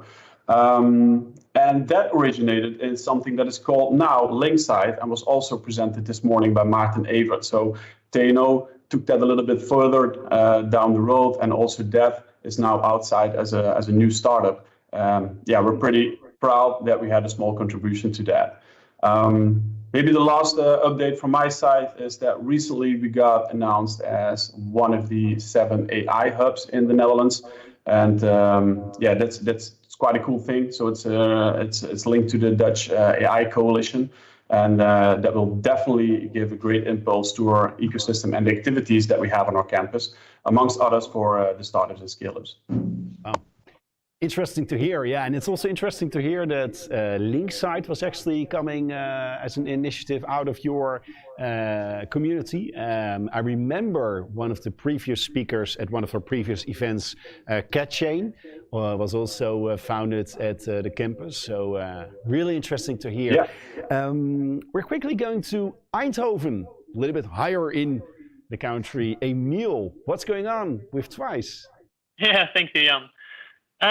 Well, my name is Emil Westerhoff, and I work at Twice. And from Twice, we actually help around 125 young, growing technology companies in this region to grow faster. We do that by 5 technology hubs at the university campus and at the high-tech campus, and we help them with the help of our shareholders. So our shareholders are the Municipality of Eindhoven, Brainport Eindhoven, the BOM, the Rabobank, and the University of Eindhoven. And well, actually, I have something really, really, really exciting to announce, because we are opening our first blockchain hub in Brabant. We are now building it, and we are we hope to open it in September this year. And then we can combine all the things that are happening in the Brainport region with the unique advantages of blockchain technology. We did some research, and we also have a lot of, quite a few companies within our community that are working with blockchain technology. For example, Bistro, that was also in the show this morning. But also some other companies like PayAccept, who's building a energy exchange platform. QRT, which is working on car insurances on the blockchain. And we are working together closely with the Economics Foundation. And the Economics Foundation, they developed a work-learn program, which they already did a few times in Breda, Tilburg, and we brought that one to Eindhoven, and we are making it an Eindhoven edition. So we have a physical hub, a community. We are building a data simulation lab to learn people about what data is, how you can use blockchain technology, and what blockchain technology can mean for your business. And in that way, we actually are starting the revolution of we call it the digital assembly line. So we're combining IoT, the generation of data, blockchain technology, the data infrastructure, and AI, so the enrichment of data. And if you combine those three together, you build a digital assembly line, which is, I think really helpful for a lot of businesses and organizations. And I think we need some different professions also, and that's the thing that we learn in our Learn Work program over there. Startups, how many of them are actually building blockchain solutions? Here's to learn. I think that, around 10 are working with blockchain technology, so it's not that much at the moment. I know that there are a lot are exploring it, so they want to know more about it, but they have no idea how to start. And that's something that we want to help with. So we want to bring all those knowledge together, and then also with all the other hubs who are on this table now, virtual table. We want to help them to explore what blockchain can mean for their organization, and then develop it further. Wonderful. Well, let's go to the other side of the virtual table, the other side of the country, to Drenthe. Hello, Jan. What's going on in Drenthe? Please let us know what's happening with the Blockchain Lab. Yeah, my name is Jeroen Wester. Thank you, Jan, for having us here and the opportunity to present the Blockchain Lab. We are based in Emmen. But when you are based in Emmen, you are certainly based in Drenthe, so we try to cover that whole province. Actually, we are kind of based in the north of the Netherlands, so we feel free to go around all these three provinces there. Even having international contacts also, but I'm going to tell you about that. We started in 2017. A number of tech companies founded the Blockchain Lab. We are with 3 founding members. I'm one of them. Adrie Wisman and Denny Drevis are the other 2. And we started with the basic idea, what is blockchain technology? And better, what can you do with it? Because coming from that question of with the intention to answer that question, that is the reason why we started the lab. So it was in the beginning, I think it was a kind of study group, each giving each other homework, trying to answer questions, come up with a list of questions that you needed to answer yes in order to consider blockchain as a part of your solution. Very quickly, we started to organize monthly meetups, which we still do. I think we organize 40 of these meetups every month.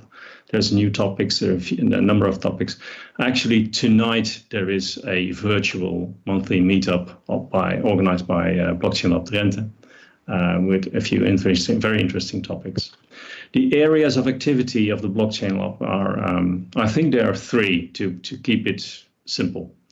I think one of the things is that we try to raise awareness about the applicability of this technology. And we do that by organizing presentations, giving meetups. But also, quite recently, there was this youth care organization that came to us and they say, hey, we see a lot of youngsters stepping into coin scams. Can you do something about it? Can you make a poster, a kind of infographic that helps these people prepare themselves and be warned against these scammers? I can't hear you. Is that... All right, there, you're back. Yeah, thanks. Okay. Sorry. The second thing is what we do is that we are involved in a number of projects, European projects, like Interreg projects, the Blink projects we are heavily involved in. And there we try to help governmental bodies to research the question, what could blockchain technology do for these organizations?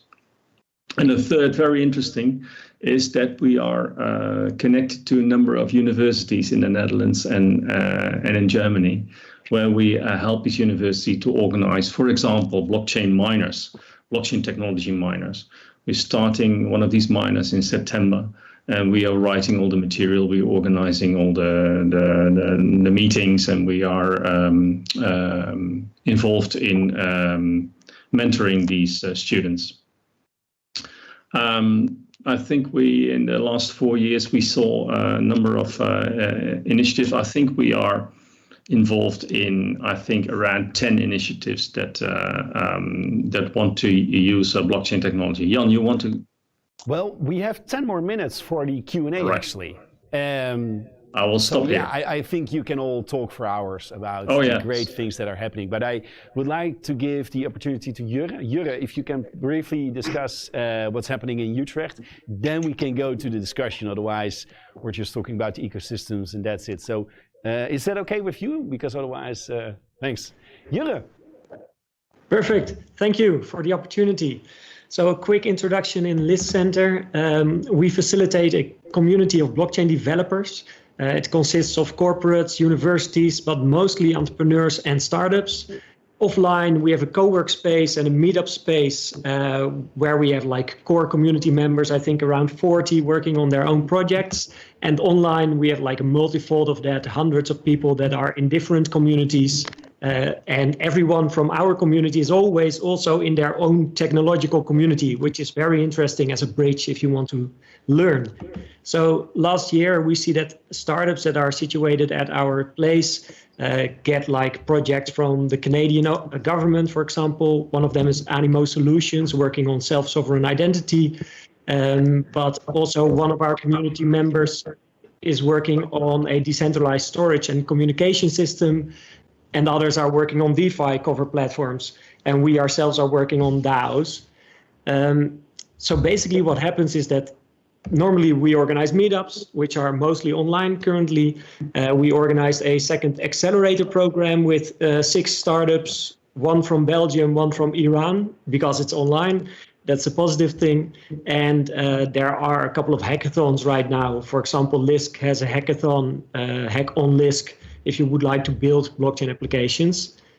And basically that's what everybody is doing. So there are so many things happening. And one of the things, a very small example, is that we had a meetup about Cardano. And then it appears that one of their researchers is actually living in Utrecht. I didn't know him. So we set up a meeting.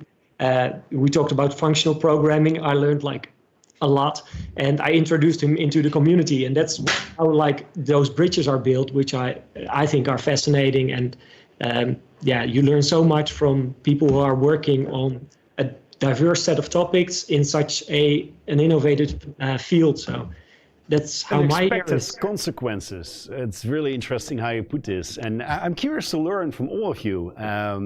I've been at some of your places, some of your community spaces, and there it's a lot about this physical connection, about meeting each other by accident sometimes, having all these unexpected crossovers. Last year, this was of course a little difficult.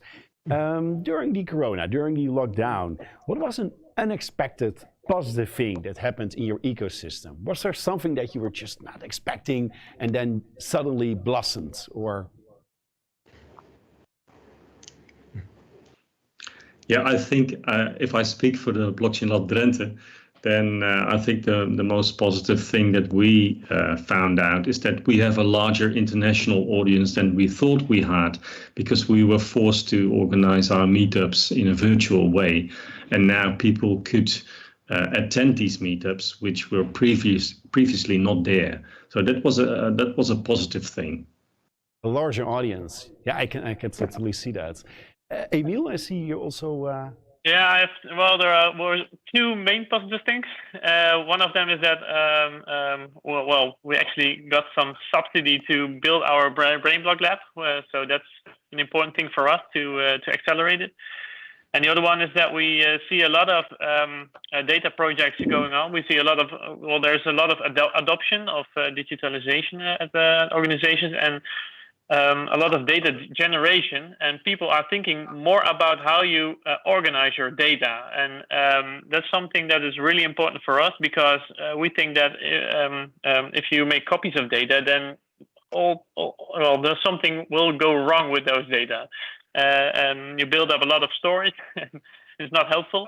And the main thing about blockchain technology is that there's you get some there's consensus about data, and that data has to be on one place. So your date of birth is on I think at bol.com, at Amazon, at very different places.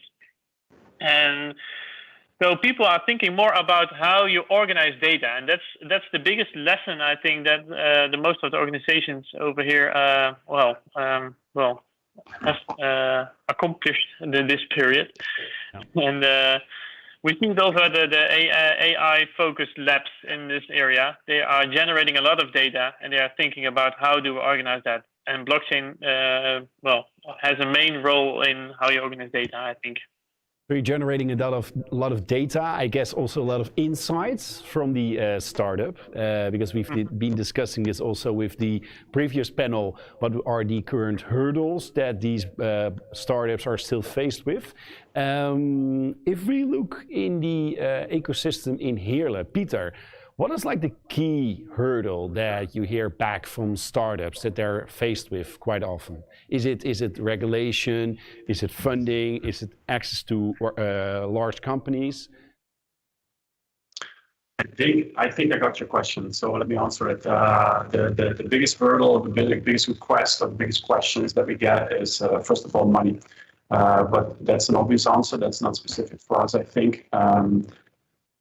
Next to that, I think market access is really important. If you look at our ecosystem, we can connect them to vast variety of companies, but also governmental institutions as a kind of a lead partner or lead customer.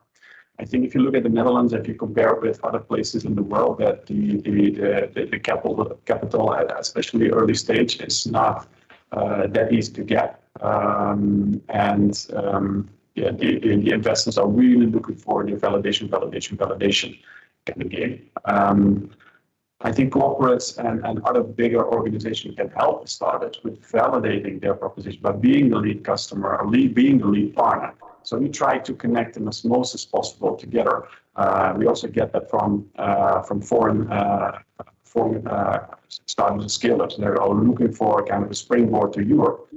They look at Limburg like, okay, if I go there, it's maybe a little bit farther down from Amsterdam, but hey, there is Düsseldorf, there's Cologne, there's Brussels, there's Antwerp. So we have that whole conglomerate almost with 3 different countries. But then they say, okay, but you have to help me get the market access there, but also land me. So rules, regulation, how do I set up a Dutch company or Dutch subsidiary, these kind of things. So I think those 3 things are very important: funding, market access, and just helping them land in the region. Interesting. So funding, market access, and helping them land. And now I'm also curious to learn, besides the hurdles that are faced by the startups, are you also facing hurdles as an ecosystem, Jurre? Are there any things particular in your own ecosystem where you see, of course, now with Corona and the lockdown measurements, but if we forget that, are there other hurdles that you are currently faced with within your ecosystem? That's a good question, a difficult one, I think, because I think mainly as a Dutch ecosystem, this is the first time we come together in about a year or maybe more, longer than that. And I think we can learn from that. One of the hurdles is that we don't know what is happening all in the Netherlands only. That it's difficult to share information. And I think that's the most important thing, that we could, as an ecosystem, connect more together to exchange knowledge within or between these networks. But within our system, I think it's mostly what has been said already. Regulation and also money, funding, and accessible tools. Yeah.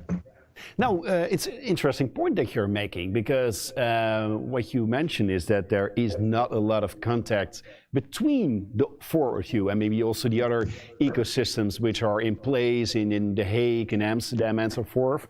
What is needed? Do we need more of these events? Do we need more physical meetings? How can we improve this collaboration between the ecosystems? Because I think you guys are doing a great job with your own ecosystem as such. But how can we improve the collaboration between, for example, the four of you? Well, I think, Jan, if I can try to answer this question, I think by organizing events like this and by having a very long preparation time before we get into the broadcast, because we were talking to the four of us before we entered your broadcast, and then we said, okay, maybe it's a good idea to have some kind of agenda or to exchange topics that we are researching. So I think you point in the right direction, and it would be more work for you, Jan, to organize these nice events. For sure. Well, it's a voluntary initiative, but you planted a seed with enthusiasm, so we'll definitely take that for granted. One more last question to round off this panel. Really curious to learn. We have all kinds of enthusiasts, but also professionals, companies, organizations, governments that are listening to you right now or will watch the session later on. If there is one thing that you're looking for support right now, besides the regulation and the funding, what is the one thing that governments and corporates can... We lost Sorry. you. Yeah, we lost you. We lost you. I'm still here, but I guess it's the sound. You're back. All right, I'll start over again. So for all the governments and corporations that are listening now or will watch this session later, what is the one thing then they can support you as an ecosystem with, besides funding, besides regulation? What is the one thing that you would like to ask them? Maybe I can start with that. I touched upon it very briefly already, but get into the action, get into the arena, and really collaborate with startups, because you can see it as a resource for innovation, but then you really need to get into the action and not only have this corporate tourism where you visit the ecosystems, where you look around, you get the information, then you think, well, that's cool. How am I going to solve this? The same thing that they are doing with my 100 people in my research department. No, really go out and collaborate and maybe invest in them. But you can also collaborate in very different ways, like being the lead partner or lead customer for them. That is really important because that will lead to validation of the proposition that they're building, and that will in the end lead to more investment and a healthy company. Peter, you're not deep fake, right? Because we hear your sound a little sketchy, or maybe it's a VPN connection. I'm not sure. You're real, right? The sound is pretty terrible, yeah. Oh, anyhow, let's finish with Emil. Emil. Yeah, well, we are opening our Brain Block Lab in September this year, and we will have a data simulation lab over there where we can show some real use cases in which blockchain technology is used. And I think the main thing that we want to tell to those companies is that blockchain is not necessarily very complicated. It is just a different approach to how you organize data and how you build up your data ecosystem. And it requires another kind of thinking. So you don't have to you have to let loose of your thinking about your own organization, own company, and think more about decentralized, community-driven approaches. So, and that's something that we really want to show. So I just want to invite those companies to come to Eindhoven to the Data Simulation Lab, and then we show them, what data can, what the blockchain can bring for them. For sure, and I think they will definitely visit you after the summer when the lab is also open, the new initiative, and we'll also communicate that from the Blockchain Netherlands and Dutch Blockchain Coalition social media channels to inform people about this. Jurre, do you have a final word to leave the audience with? Yes, I think for corporates or governments, just ask for help and be willing to experiment with a community. And then everything goes automatically. I think that's what I would like to ask. It's that easy. Wow, yeah, that's wonderful. Well, last but not least, Jeroen, one sentence? Yeah, one sentence. I would like to raise the topic of good commissioningship, so that and I think I agree with Peter. You have to dive in. You need to make the step and to really see what's going on in this new technology arena, to see whether there is something beneficiary for you. Wonderful. Wow, what a beautiful closure. Gentlemen, many thanks for joining us today. Peter, Emil, Jeroen and Jurre, thank you so much also for your great work with your ecosystems that you're building and thriving all over the Netherlands. We'll definitely hear back from you soon at a future event. But for now, thank you so much for joining. Thank you. Thank you. Have fun. Bye-bye. All right. Last but not least, I think I have to look in this camera. Just looking at my friends at the production. Wonderful. Now, ladies and gentlemen, last part of this session, we have a little reflection because, well, I was blown away by so many great collaborations between ecosystems, between startups, scale-ups, corporates. Peter, well, you kicked off the session. Peter Verkoelen, Dutch Blockchain Coalition, co-organizer of this Dutch Blockchain Days. Were you also surprised by all these great collaborations? Yeah, it's always, I mean, you know some of the things that are going on, obviously. Yeah. But you also hear quite new things, the connections that you were mentioning. Yeah, and for instance, the story of Paul, obviously, that's worthwhile for everybody. So everybody who has missed that, he should also, let's say, he or she should also listen again to it. Yeah. And it also connects very well to what we observe actually at the moment, because what you see is that people are saying, yeah, well, blockchain, the hype is over, and I would say, yeah, I agree, the hype is over, but that's good news, because we are moving towards application now in practice, really solving, let's say, the societal issues where distributed technology can help. And that needs really, let's say, the additional amount of energy, enthusiasm, but also support from government, for instance. Yeah. We know that we have a new government coming up sometime in the Netherlands. This is definitely also a role for them to play, because we are not there yet. We are now ready to, let's say, collect the results of all the efforts of the past few years. And now is the time to, well, as Max Verstappen would say, to keep pushing. Keep pushing. Yeah. So what do you keep pushing with the governments? Because you as a Dutch Blockchain Coalition are also quite often in touch with governments in all aspects. So like the local governments, institutes, the national government.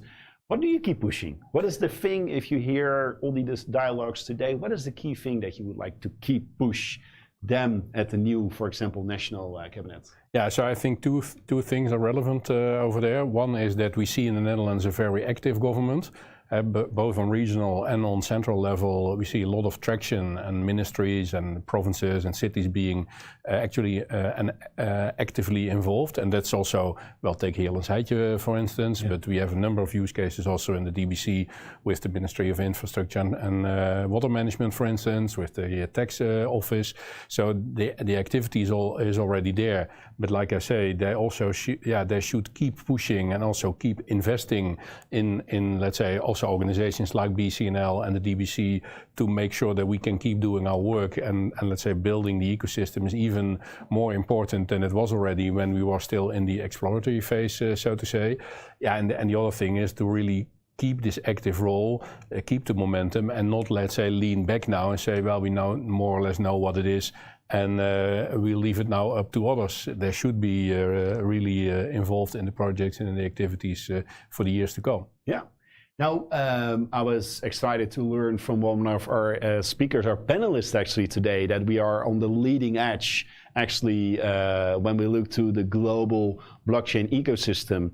From your position, do you also see us as Dutch blockchain ecosystem on the leading edge in Europe, or how does it compare? I mean, you are, for example, also working quite hard on the self-sovereign identity initiative. How is the Netherlands engaged on like the European scale? Are we also on the leading edge on these kind of topics? Yeah, I think that well, we are at least in the forefront of the developments, so to say. Other countries sometimes also look at us like that, also from Europe. I mean, for instance, in the SSI framework, Daniel Doucet, who is coordinating that from Europe, he's really looking to the Netherlands because we are doing really practical work, real-life experiments, and that achieves results and lessons learned, etc., that we can feed back to the European developments. Yeah, and like I said, the two risks for the future, and that's something that we should avoid. One is the idea, well, okay, we are now more or less ready and we can do other things. And the other is, of course, we are sometimes we want to be as Netherlands. That's a little bit the Calvin culture, so to say. We want to be the guy who adheres to regulations at most and are thinking about regulations, etc. You heard Katja say something about that this morning also.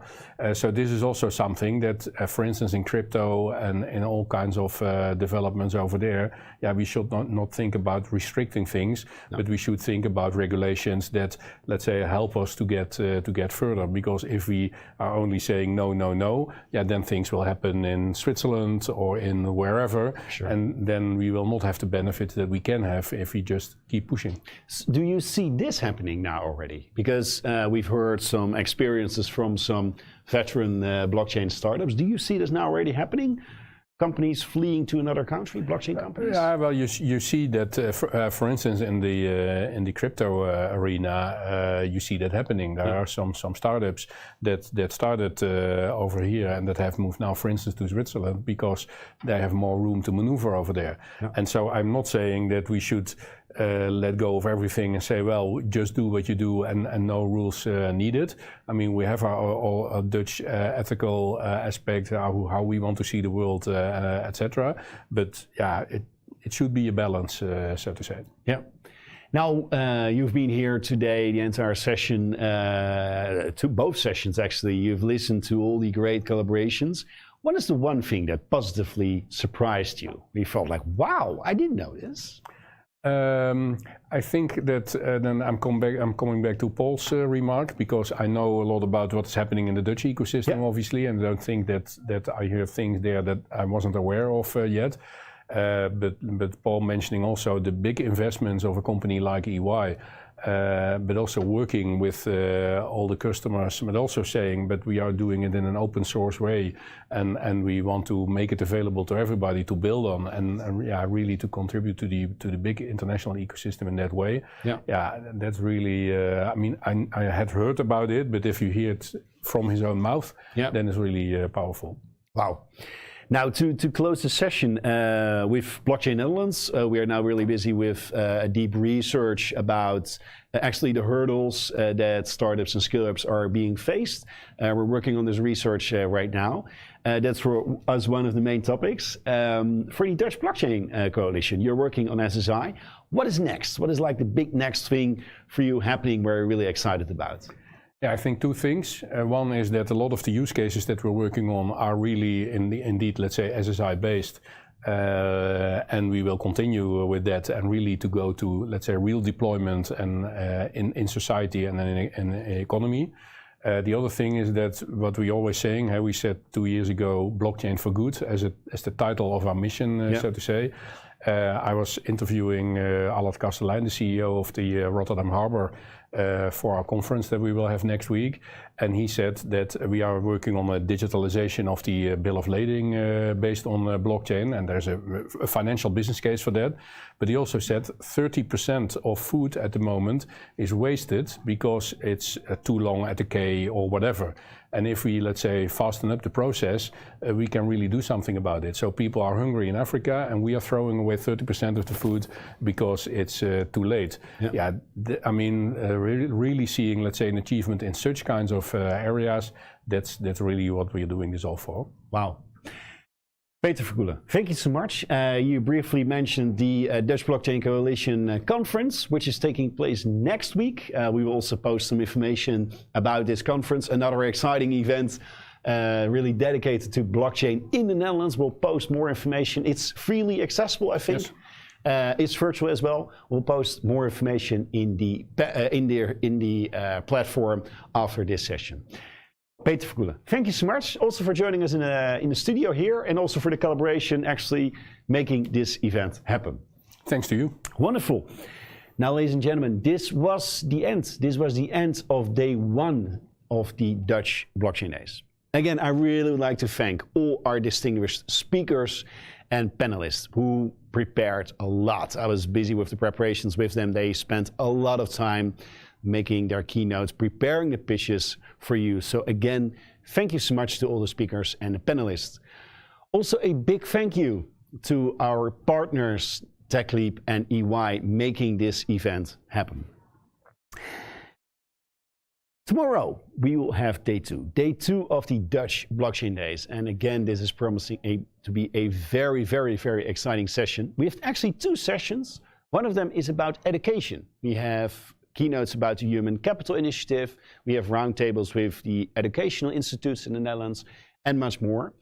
And in the second session, we will dive deeper in what is next. We have some exciting keynotes about self-sovereign identity, but also roundtables with thought leaders on what is next for blockchain and what is next for cryptocurrency.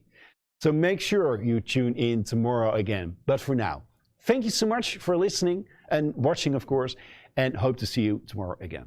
Thanks.